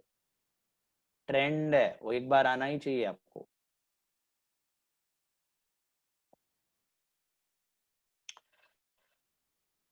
चलो बढ़े आगे. ये वाला आ गया डिबेंचर वाला. इसमें होमवर्क है आज का 21st प्रॉब्लम. 21st प्रॉब्लम यही 4 टाइप का होमवर्क है. ठीक है बढ़ते हैं आगे डिबेंचर्स में. फिर कंफर्टेबल है ना ये मेथड? अभी issued at par, repayable at premium, issued at par, premium discount, repayable at par, repayable at premium. Repayable at par है तो कोई झंझट नहीं है, खाली इश्यू का normal entry. Repayable at premium है तो एक एक्स्ट्रा एंट्री घुसा देने का. Loss to premium, simple as that. Okay now just like we used to issue shares for consideration other than cash, remember we used to issue for consideration other than cash. Same way we can also issue debentures for consideration other than cash at par, premium or discount. You come to sum number 16. sum number 16 क्या कर रही है company? Cash नहीं ले रही है, कोई और चीज ले रही है. You are getting something else, some other asset, and instead of making the payment in cash you are making that guy your debenture holder. Basically you are buying that asset on a loan. आपने एक machinery loan पे खरीदी है तो entry क्या होती है? You bought a machine for a loan, so your entry will be what? Machine account debit, asset बढ़ा to loan account, liability बढ़ गई आपकी. तो यहाँ पे हो जाएगा machine to debentures. Machine to debenture 2 हिस्सों में करना है again just like shares. Machine to creditor, creditor to debenture. Okay Now important thing over here is number of debenture. How to arrive at number of debenture देख लो. Question 16. Deepika Company Limited purchased the assets of book value rupees 2 lakhs from Ranbir Limited and agreed to make the payment for purchase consideration by issuing 10% debentures of 100 each. मिला? अभी वो 10% debentures are issued at par, number 1, number 2 at premium of 25% and number 3 at discount of 20%. Pass the necessary journal entry in each of the 3 cases. तो पहला entry for buying the assets, Deepika के books में लिख रहे हैं, Deepika is buying the assets from Ranbir Limited. So what will be the entry for buying assets पहले तो? Asset to Ranbir. Assets to Ranbir, इधर liability नहीं है. Shares के केस में हमने liability भी देखा था, याद है वो गुण थे, वो Manchester. Sundry assets debit to sundry liability है ही नहीं, to Ranbir Company Limited. Ranbir Limited, this is 2 lakh. 2 lakh के एसेट आपने खरीदे हैं. वो 2 लाख के एसेट के जगह पे आप क्या दे रहे हो? Narration is also same, being assets acquired from Ranbir Limited. Okay, assets purchased, the assets acquired from Ranbir Limited, and now you are issuing the debentures. पहले केस में how are we issuing? At par. Ranbir Limited account debit to कितना percent है? 10% debenture account. जैसे उधर equity share capital था वैसे 10% debenture. अभी eight par है तो obviously how many debenture will you issue? How many debenture? 2000. So this is issue of 2000 10% debenture of 100 each at par towards payment of assets, purchase consideration, yeah, payments of assets. This was case 1 where we issued the debentures at par. Okay. Case 2. Case 2, when you are issuing the debentures at premium, will your first entry change in that case? First entry will remain same. First entry will remain same as above. What should be the second entry? You are issuing the debenture at 25% premium. So how many debenture will he get? Will he get more debenture or less debentures? Yes. Less ना. This time आप premium पे issue कर रहे हो, right? सो जो 2 lakh rupees है जो amount पे बोले, याद है नंबर ऑफ डिबेंचर का फॉर्मूला, नंबर ऑफ शेयर के फॉर्मूला दिया था सेम लाइंस पे. It is amount payable upon issue price.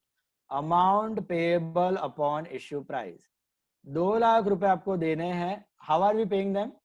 100 रुपए का कि 125 का? 125 में दे रहे हो. 100 का 125 में दे रहे हो ना, तो कितना होता है ये? 1600 डिबेंचर. एंट्री क्या बनेगा? विल द डिबेंचर इशू का entry B same? What be the entry now? बोलो. Ranbir to debenture to debenture premium. Ranbir to 10% debenture to debenture premium account, क्योंकि यहाँ पे कंपनी इश्यू कर रहा है प्रीमियम में. रणबीर में क्या अमाउंट लिखोगे? Amounts are very important over here. How much you will write in Ranbir? 2 lakh. 2 lakh. 2 lakhs. And debenture में face value of issued debenture. How many you have issued? 1600, not 2000. So 1600 into 100 will give you 1,60,000 and 1600 into 25 will give you 40,000. That's your premium. That's your premium. Did you get it? यहाँ पे किसका फायदा हुआ? दीपिका का या रणबीर का?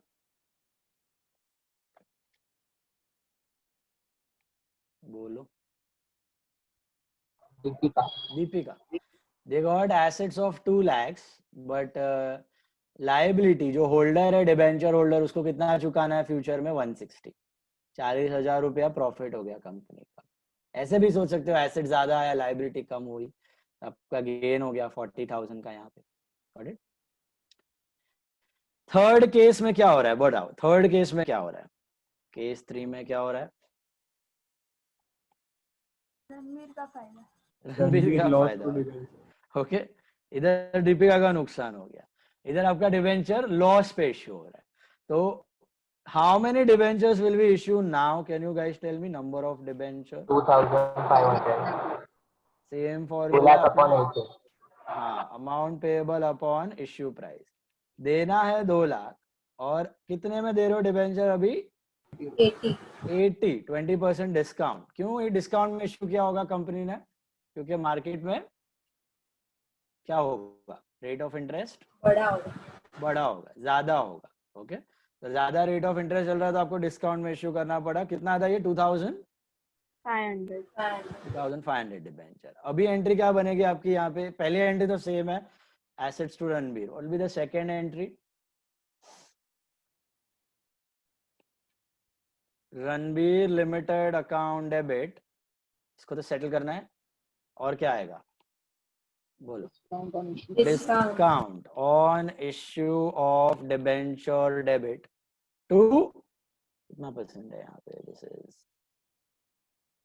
10%. 10% debenture. Now the amounts, very very important. How much in Ranbir? How much in Ranbir? 2 lakh. 2 lakh. You're settling that creditor by 2 lakh. Debenture में face value. How many you have issued? 2,500 into 100. That makes it 2,50,000, and there is a discount of 50,000 rupees. 2,500 into 20. 2,500 into 20. Is this clear? So normal public issue के जैसा ही है, खाली यहाँ पे cash नहीं आ रहा है, आपको कोई और एसेट्स मिल रहा है apart from cash. Apart from cash, if you are getting something else, that is called issue at discount, consideration other than cash. या ये वापस वो अमाउंट समझाओ ना एक बार कैसे है। रणबीर वाला अपना, सॉरी, इश्यू प्रीमियम और डिस्काउंट वाला। डिस्काउंट वाला। डिस्काउंट वाला, प्रीमियम वाला समझा? प्रीमियम वाला 1600 था, डिबेंचर में 1600 इंटू 100 लिखा, फेस वैल्यू 160। एसेट आए आपके 2 लाख और डिबेंचर दिया खाली 160 का, तो 40 का फायदा, दैट्स प्रीमियम प्रॉफिट। वैसे डिस्काउंट में क्या हो रहा है? कितने डिबेंचर इश्यू कर रहे हो आप? 80 रुपीज में इश्यू कर रहे हो, तो 2 lakh divide by 80, you are giving 2500 debenture. मतलब क्या?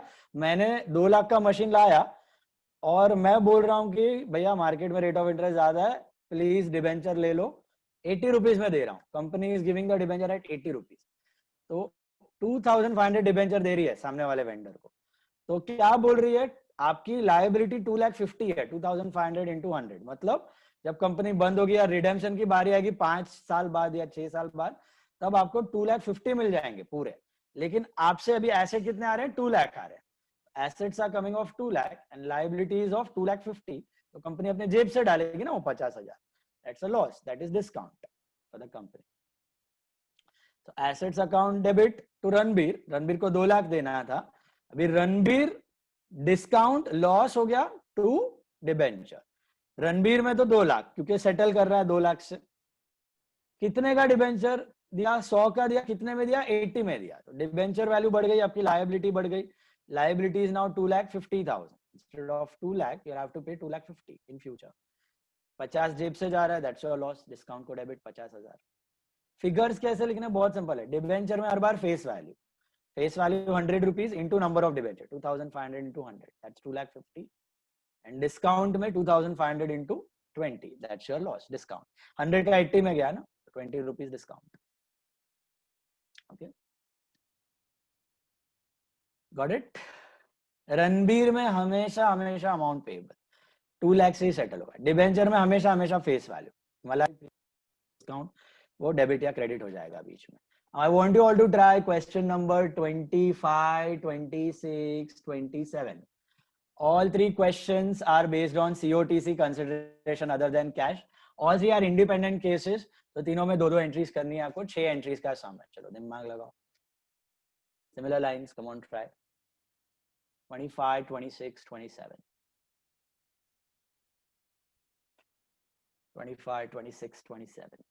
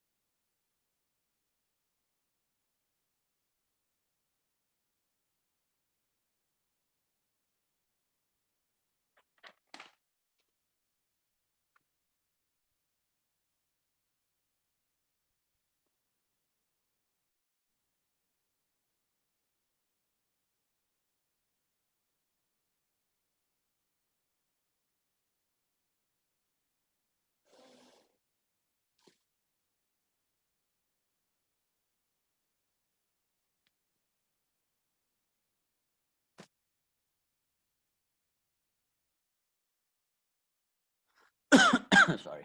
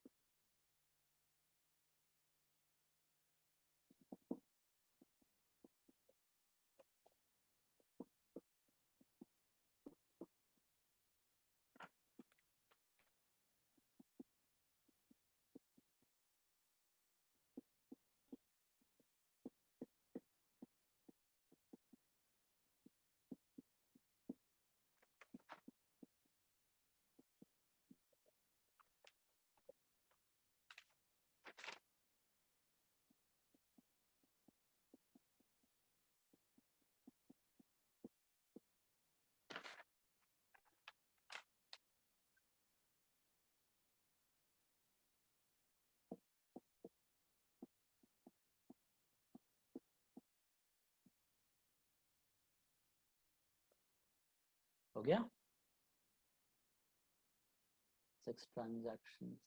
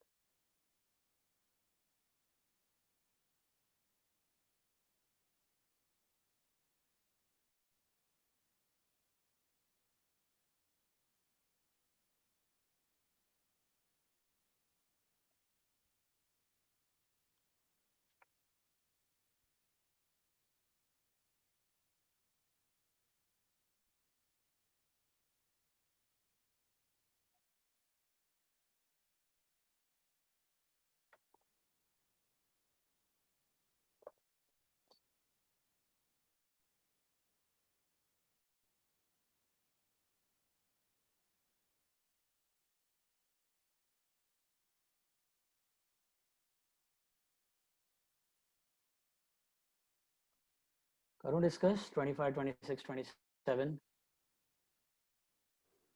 सर 26 20 अच्छा 25 26 27 बोला आपने. कौन सा किया आपने? नहीं नहीं 26 27 किया रुको सर एक मिनट कितना बाकी है. 25, 26, 27, all three.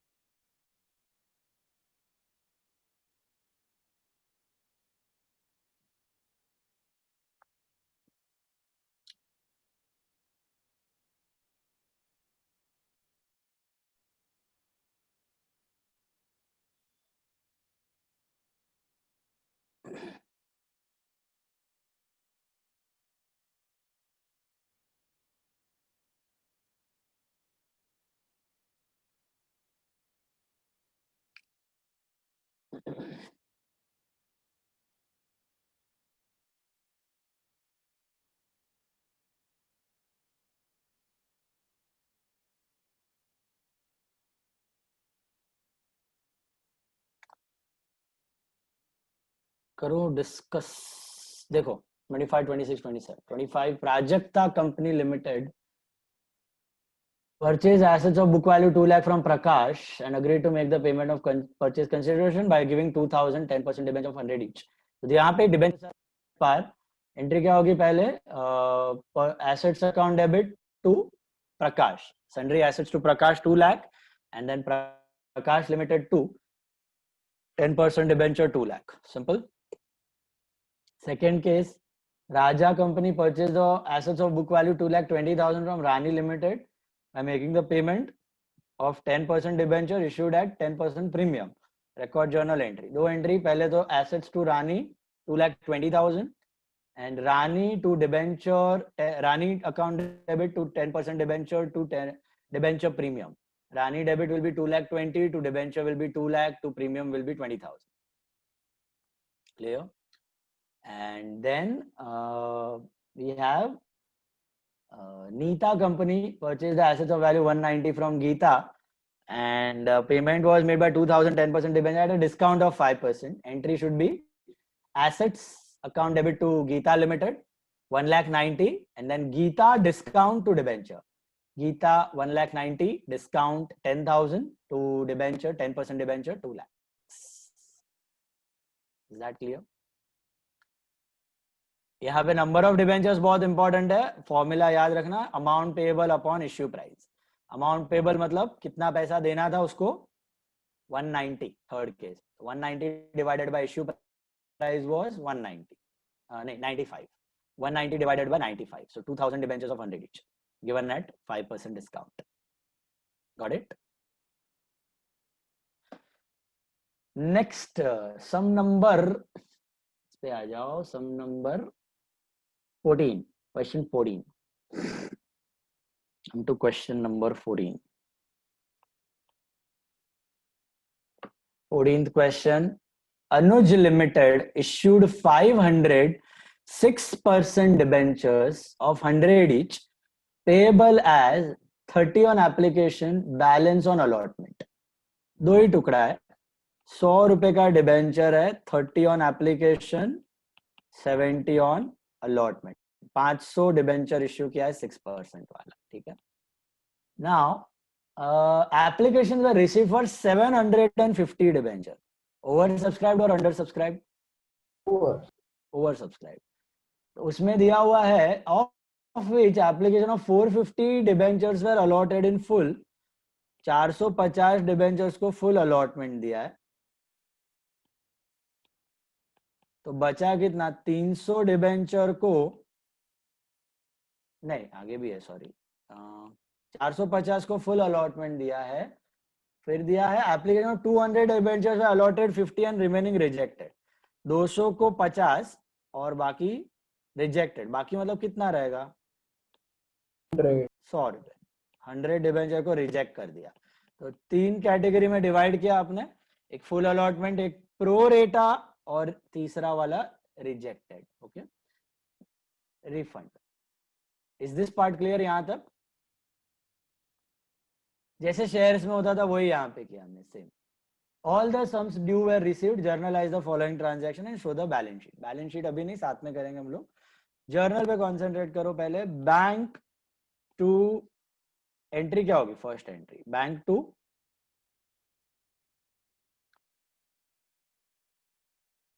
6% debenture application. Bank to 6% debenture application. ये शेयर्स जैसा सम है डिट्टो तुम्हारा. Bank to 6% debenture application. कितने डिबेंचर्स पे have you received application? 750 multiplied by 30, right? 22,500 मिला आपको. 750 into 30, 22,500.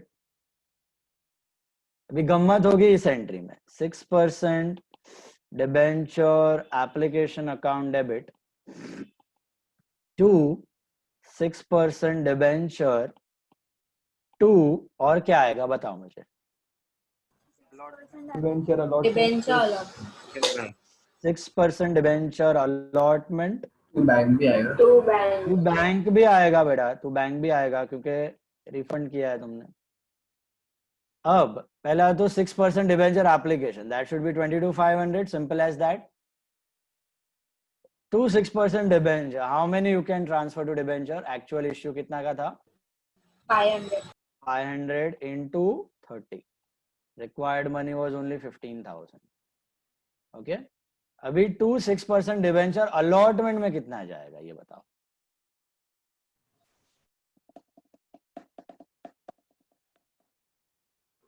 सर 12,000 रहेगा। 4,500। सर रिजेक्ट 100 किया ना, मतलब 100 into 30, 3,000 बैंक में आएगा, तो बचा कितना? हाँ 100 into 4,000। 30 बैंक में जाएगा, तो बचा कुचा अलॉटमेंट। ये गलत हो रहा है। क्यों गलत हो रहा है? दिमाग लगाइए।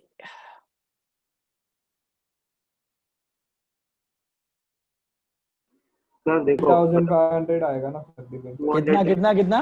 3,500। 3,500 आएगा अलॉट। तीर्थ खारा ने बोला है, अभी सोचो सब लोग कैसे 3,500 आएगा। अलॉटमेंट का भी 500 शेयर पे 70 रुपीज। ऐसे ही सोच सकते हो, बराबर है। 500 शेयर्स पे ना, 70 रुपीज। नहीं तो फिर तुम्हारा थिंकिंग गलत है। 500 पे कैसा 70 रुपीज 3,500 होता है? 35,000 होता है।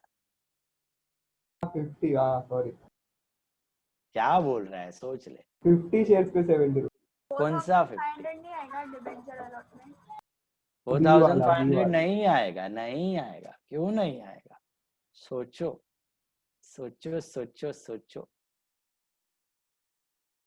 अच्छा अलॉटमेंट से भी ज्यादा जा रहा है। हाँ, कौन है ये हीरो? रौनक। अलॉटमेंट से भी ज्यादा जा रहा है। पढ़ो पढ़ो। मैंने आपको बोला था 4 टाइम 5 टाइम जब ओवर सब्सक्राइब हो जाए ना, ध्यान रखना है आपको। देखो ए कैटेगरी का तो कुछ एक्सेस पैसा था ही नहीं, नो लफड़ा, राइट। सी कैटेगरी का जो एक्सेस था रिफंडेड है, उधर भी नो लफड़ा। ओनली लफड़ा is with B category. So B category पे फोकस करते हैं हम लोग। बी कैटेगरी पे कितना एप्लीकेशन रिसीव हुआ होगा आपको? एप्लीकेशन रिसीव्ड कितना आया होगा यहाँ पे बी कैटेगरी में? आपको मिला होगा 750 into ना 200 आया ना एप्लीकेशन, 200 into 30 आया है आपको। 750 तो टोटल है यार, मैं बी का बात कर रहा हूँ। तो बी कैटेगरी में 200 into 30 you might have received 6,000 less application required। कितना होगा आपका? 85 अलॉट किया तो 1,500। देखा जाए तो 4,500 एक्सेस है। नॉर्मली आप ये पूरा अलॉटमेंट में एडजस्ट करते थे, लेकिन अलॉटमेंट रिक्वायर्ड कितना है इनसे वो भी जरा चेक कर लो। अलॉटमेंट रिक्वायर्ड है कितना यहाँ पे? 50 into 70 that is 3,000। 3,500। तो पूरा का पूरा अलॉटमेंट अब्सॉर्ब हो गया अंदर यहाँ पे एक्सेस में, फिर भी एक्स्ट्रा पैसा बचा। ये क्या करोगे आप? Refund। Did you understand? क्यों 3,500 अलॉटमेंट में एडजस्ट हो रहा है, क्यों 4,500 नहीं हो रहा है? ये बात समझ में आ रही है? Why we are adjusting only 3,500? Because access आपका अलॉटमेंट तक तो जा रहा है, उसके ऊपर भी जा रहा है। अभी किया ना आपका सम होमवर्क सम, इसमें अलॉटमेंट में डिबेंचर्स में भी शेयर जैसा ही होता है, शेयर जैसा ही सेम। होल्ड पैसे फ्रीज करके बाद में रिलीज करते हैं, वैसा Same, ही same, ऐसा same। होता है। इसमें ना एक्चुअली शेयर्स में क्या है, मल्टीपल एप्लीकेशंस एंड बहुत सारा ओवर सब्सक्रिप्शन का चांस रहता है। डिबेंचर जनरली इतना ओवर सब्सक्राइब होता नहीं है। डिबेंचर रेयरली कभी ओवर सब्सक्राइब होता है, लिमिट उल्टा कम ही अंडर सब्सक्रिप्शन में ही जाता है डिबेंचर, या कभी एट पार, या कभी कुछ ज्यादा ओवर सब्सक्राइब हुआ तो हुआ ऐसा, तो आपको प्रो रेटा अलॉटमेंट मिल जाता है। सेम एसबा सही होता है आपका, शेयर्स के जैसा, फ्रीज कर दो और बाकी पैसा आ जाएगा आपका। नोट बनाएंगे तो ही पता चलेगा ना ऐसे सब सम्स में। ऐसे सम्स में नोट बनाएंगे तो पता चलेगा। अभी नोट कब बनाना है ये भी सुन लो। जब आपका इश्यू 2 टाइम्स है, मतलब प्रो रेटा में 2:1 है, 100 को 50, 200 को 100, तब कुछ जितना एक्सेस आने का सवाल नहीं है। 4 टाइम्स 5 टाइम्स 6 टाइम्स 7 टाइम जब ये है ना रेशियो, 6:1, 7:1 एप्लीकेशन अलॉटमेंट का, तभी इतना ज्यादा एक्सेस हो सकता है जो अलॉटमेंट के भी ऊपर जाए, फर्स्ट कॉल के भी ऊपर जाए। Got it? Majority of the case allotment में खत्म हो जाता है, कभी कभार अलॉटमेंट के ऊपर ऐसे केस में 4 टाइम्स, 5 टाइम्स, 6 टाइम्स में जा सकता है। सर वो अलॉटमेंट के अमाउंट के ऊपर कैसे जा रहा था वो, मतलब ज्यादा क्योंकि तुमको शुरू में ही 200 डिबेंचर का पैसा आ गया ना, कंपनी को 200 डिबेंचर पे 30 रुपया, 6,000 रुपया मिल गया, उनको खाली अलॉट 50 ही किया है, 4:1, उनको 50 ही मिले डिबेंचर, तो तुमको 50 डिबेंचर पे ही पैसा भरने का है। अभी 50 डिबेंचर पे पूरा पैसा भी ले लो आप, 50 × 100 तो कितना होता है, 5,000। वो लोग ने शुरुआत में ही 6,000 दे दिया, तो पूरा इश्यू एडजस्ट हो गया उधर, एप्लीकेशन तो एडजस्ट हो गया, अलॉटमेंट भी एडजस्ट हो गया, फिर भी एक्स्ट्रा बच रहा है 1,000। हम लोग बोल रहे हैं अभी क्या करेगा कंपनी, रखो, रिफंड करो। समझे? ये क्यों आया, क्यों अलॉटमेंट के ऊपर भी आया पैसा, क्योंकि जो रेशियो था ना एप्लीकेशन और अलॉटमेंट का, वो बहुत ही ज्यादा था, 4:1 था। जब ये 4:1, 5:1, 6:1 ऐसा रेशियो आ जाता है, तभी इतना ज्यादा पैसा आपको एप्लीकेशन पे ही मिल जाता है, एप्लीकेशन पे इतना मिल जाता है कि उससे पूरा इश्यू का पैसा निकल जाता है, सब कुछ एडजस्ट करके फिर भी बचता है, वो रिफंड कर दो। ठीक है। नेक्स्ट सम एक और करना है आपको, सिमिलर मिलेगा। तो इसमें अभी एंट्री में क्या लिखोगे आप बताओ मुझे, 6% अलॉटमेंट कितना लिखोगे? 3,500 and 1,000 will be, नहीं नॉट 1,000, रिफंड कितना करना है आपको? 4,000. रिफंड जो ये 100 वाले हैं, 100 वाले का 30, 3,000 प्लस ये बी कैटेगरी वाला 1,000 रुपया, तो total 4,000। 4,000 will be refunded. Is this clear? तो 100 वाले का 30 कौन सा है? अरे ये है ना रिजेक्शन वाले बेचारे, सी कैटेगरी, सी कैटेगरी का है ना, एक्सेस 100 × 33,000, ये तो देना ही था। बी वाले का एडजस्ट करते थे अलॉटमेंट में, इधर अलॉटमेंट में एडजस्ट करने के बाद भी बच रहा है 1,000 रुपया, तो हम लोग रिफंड कर रहे हैं, तो 3 + 1 4। समझा? अभी अलॉटमेंट तो equity share, allotment to equity share,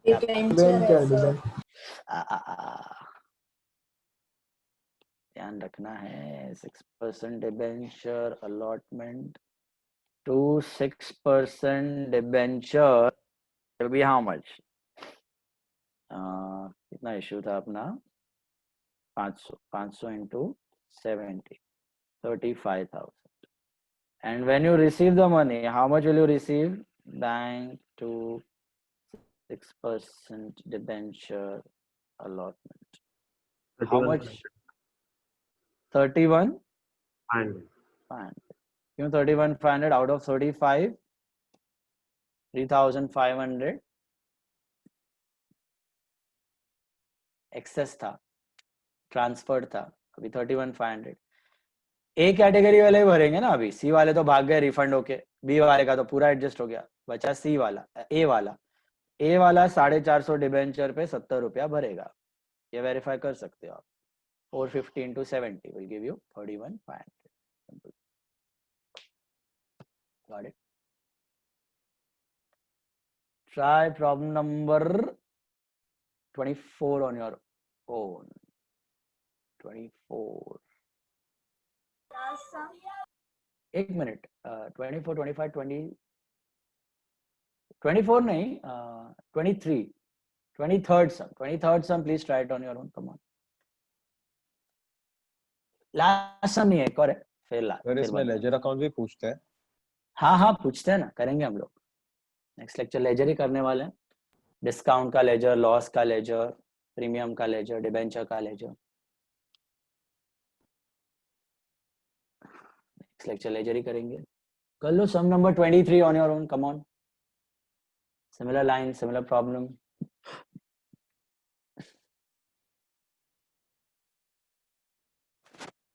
debenture का भी पार्ट्स में नहीं आता अभी पैसा, शेयर्स के जैसा डिबेंचर्स भी दे आस्क इन फुल, पूरा एक साथ, एप्लीकेशन खत्म, फुल फ्लेजेड। कॉल, अलॉटमेंट, कुछ झंझट नहीं रहता। ओवर सब्सक्रिप्शन है तो प्रो रेटा इश्यू हो जाता है आपको शेयर्स के जैसा डिबेंचर्स। अंडर है तो पूरा मिल जाता है, एट पार है तो भी पूरा मिल जाएगा। उसमें कंपनी फ्लेक्सिबिलिटी भी लगता है डिबेंचर में, शेयर्स में ये फ्लेक्सिबिलिटी नहीं रहती है। डिबेंचर में फ्लेक्सिबिलिटी होती है कि ओवर सब्सक्राइब हो जाए तो वो ज्यादा भी ले सकता है ऐसा, क्योंकि वो लोन है ना, उसको ज्यादा चाहिए तो वो लोन ज्यादा भी ले सकता है, ब्याज देना है उसको। शेयर्स में ऐसा नहीं होता, ओवर सब्सक्राइब होता है तो अपने को रिफंड वगैरह सब करने का लफड़ा रहता है, जितना इशूड है उतना ही रख सकते हैं। डिबेंचर में वो लिमिट रहती है, कॉन्ट्रैक्ट में भी दिया रहता है 300 करोड़ का इश्यू है, 400 करोड़ तक का विंडो है, तो 400 करोड़ तक का आएगा तो वो ले लेगा इश्यू, ऐसा ज्यादा भी ले सकता है पैसा।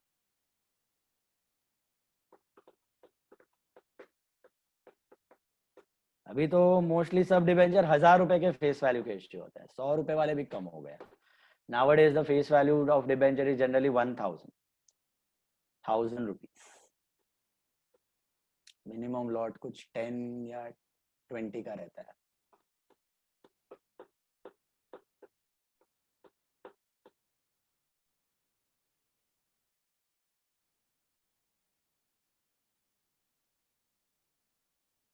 आज मैथ्स टेस्ट है ना तुम्हारा, मैथ्स 1 फुल है कि ये नहीं? सम करके छोड़ दो सर, हाँ है। बहुत बड़ा टेस्ट है।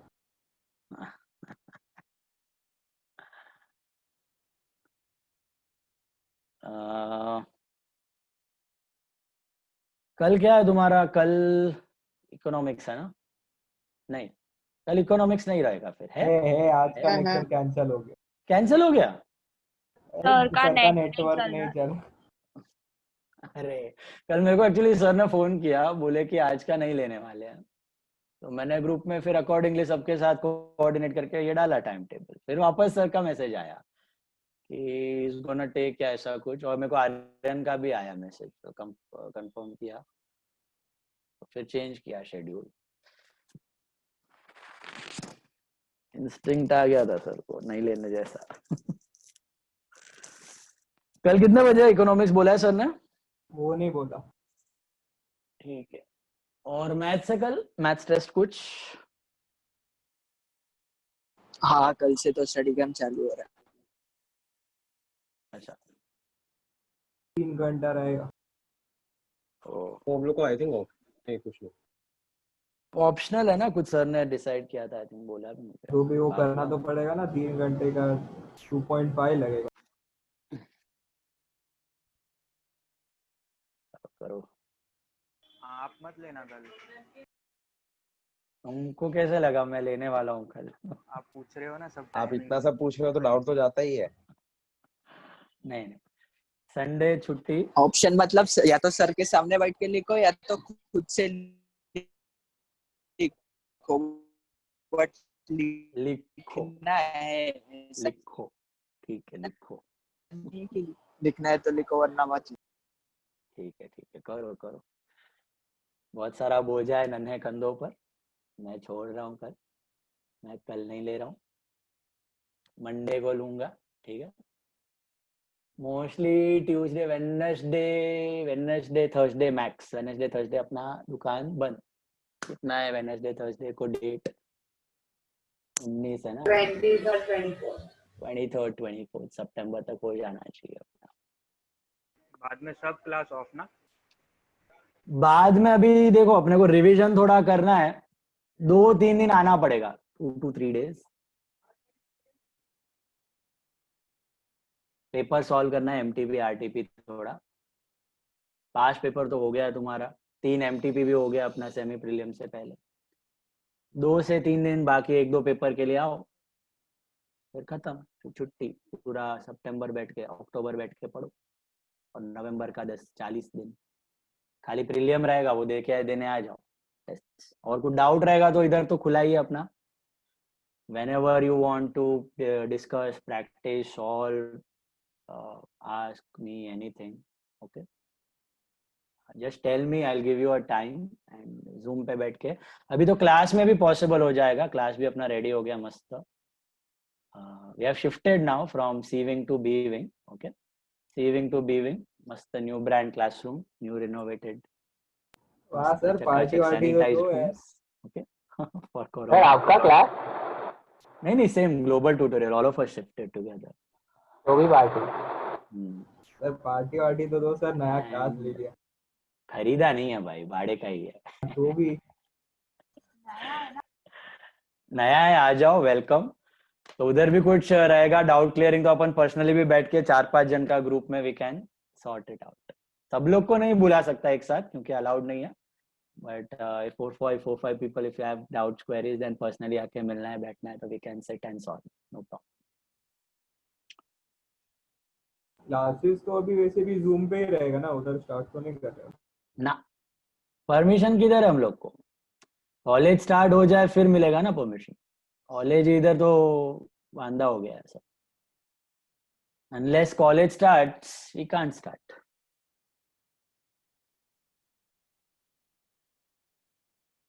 11th का तो एडमिशन ही अटका दिया है, कैंसिल कर दिया है। सर आपके पास वो एक्स्ट्रा बुकलेट पड़ रहा है जो आपने इन लोगों को दिया था? एक्स्ट्रा बुकलेट मेरे को देखना पड़ेगा, देखता हूँ मैं, आज तेरे को मैसेज करता हूँ, रहेगा तो तू कलेक्ट कर ले। मेरे को एड्रेस भेजता हूँ, लॉबी में से कलेक्ट कर लेना, ठीक है? ठीक है।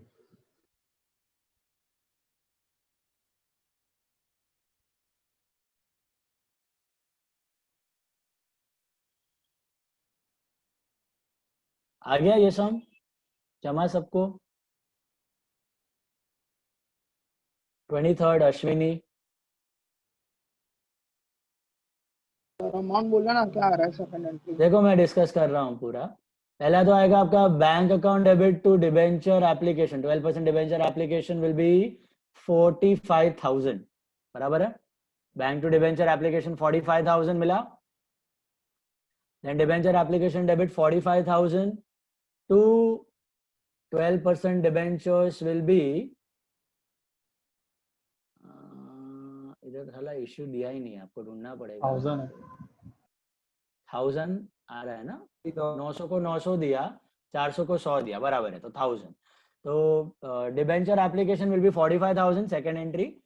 Debenture application debit 45,000 to debenture will be 30,000 to bank will be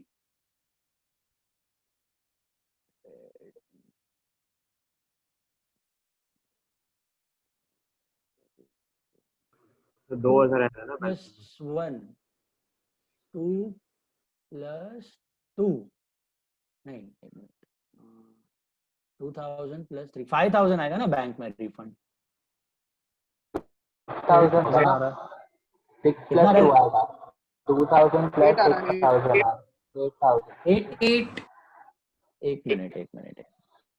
जो 200 डिबेंचर है ना तुम्हारा, उसको 400 को किया ना तुमने, तो 400 पे आपको मिला है 30, मतलब 12,000 मिला है। लेस रिक्वायर्ड था 100 पे 30, तो 3,000। एक्सेस कितना बचा? 9। लेस अलॉटमेंट रिक्वायर्ड इज 100 पे 70 है ना, तो 7, और इसका एक्सेस बना 2, ये रिफंड होगा। और 900 का 900, 400 का 100, तो बचा कितना? 500 बचा है ना। 200 पे 30 तो 6,000 और 2,000 8,000 आया ना, रिफंड किया बैंक में सर। अरे हाँ तो सॉरी refund कर दिया। 200 हाँ मैं 500 ले रहा था, सॉरी। थर्ड कैटेगरी 200 को जीरो अलॉटमेंट है, तो 200 पे 30 रुपया, दैट इज 6,000 प्लस 2,000 8,000। परफेक्ट। मैं 500 ले रहा था, वो तीसरा वाला, बराबर। 6,000 plus 2,000 8,000 is refunded, and allotment में कितना एडजस्ट होगा? It will be this 7,000 plus 7,000 ही आएगा। So debenture application debit 45,000 to debenture 30 to allotment 7 to bank 8, बराबर। Then debenture allotment to debenture will be 1,000 into 70,000, and bank to debenture allotment will be 63,000. Bank to debenture allotment 63. Is that clear? Got it? Sala, Sampla, we stop all for the day. Okay, कुछ homework रहेगा तो you'll get it. अभी sheet का तो एक homework करना है आपको, क्वेश्चन 21 करना है, एक सम। ओके, और कुछ रहेगा तो मैं सेंड करता हूँ। कल छुट्टी है, मंडे को मिलते हैं। Okay, will continue with debenture important sums. कुछ डाउट्स है तो रुको, otherwise you can leave. Tata bye bye, see you, all the very best for test.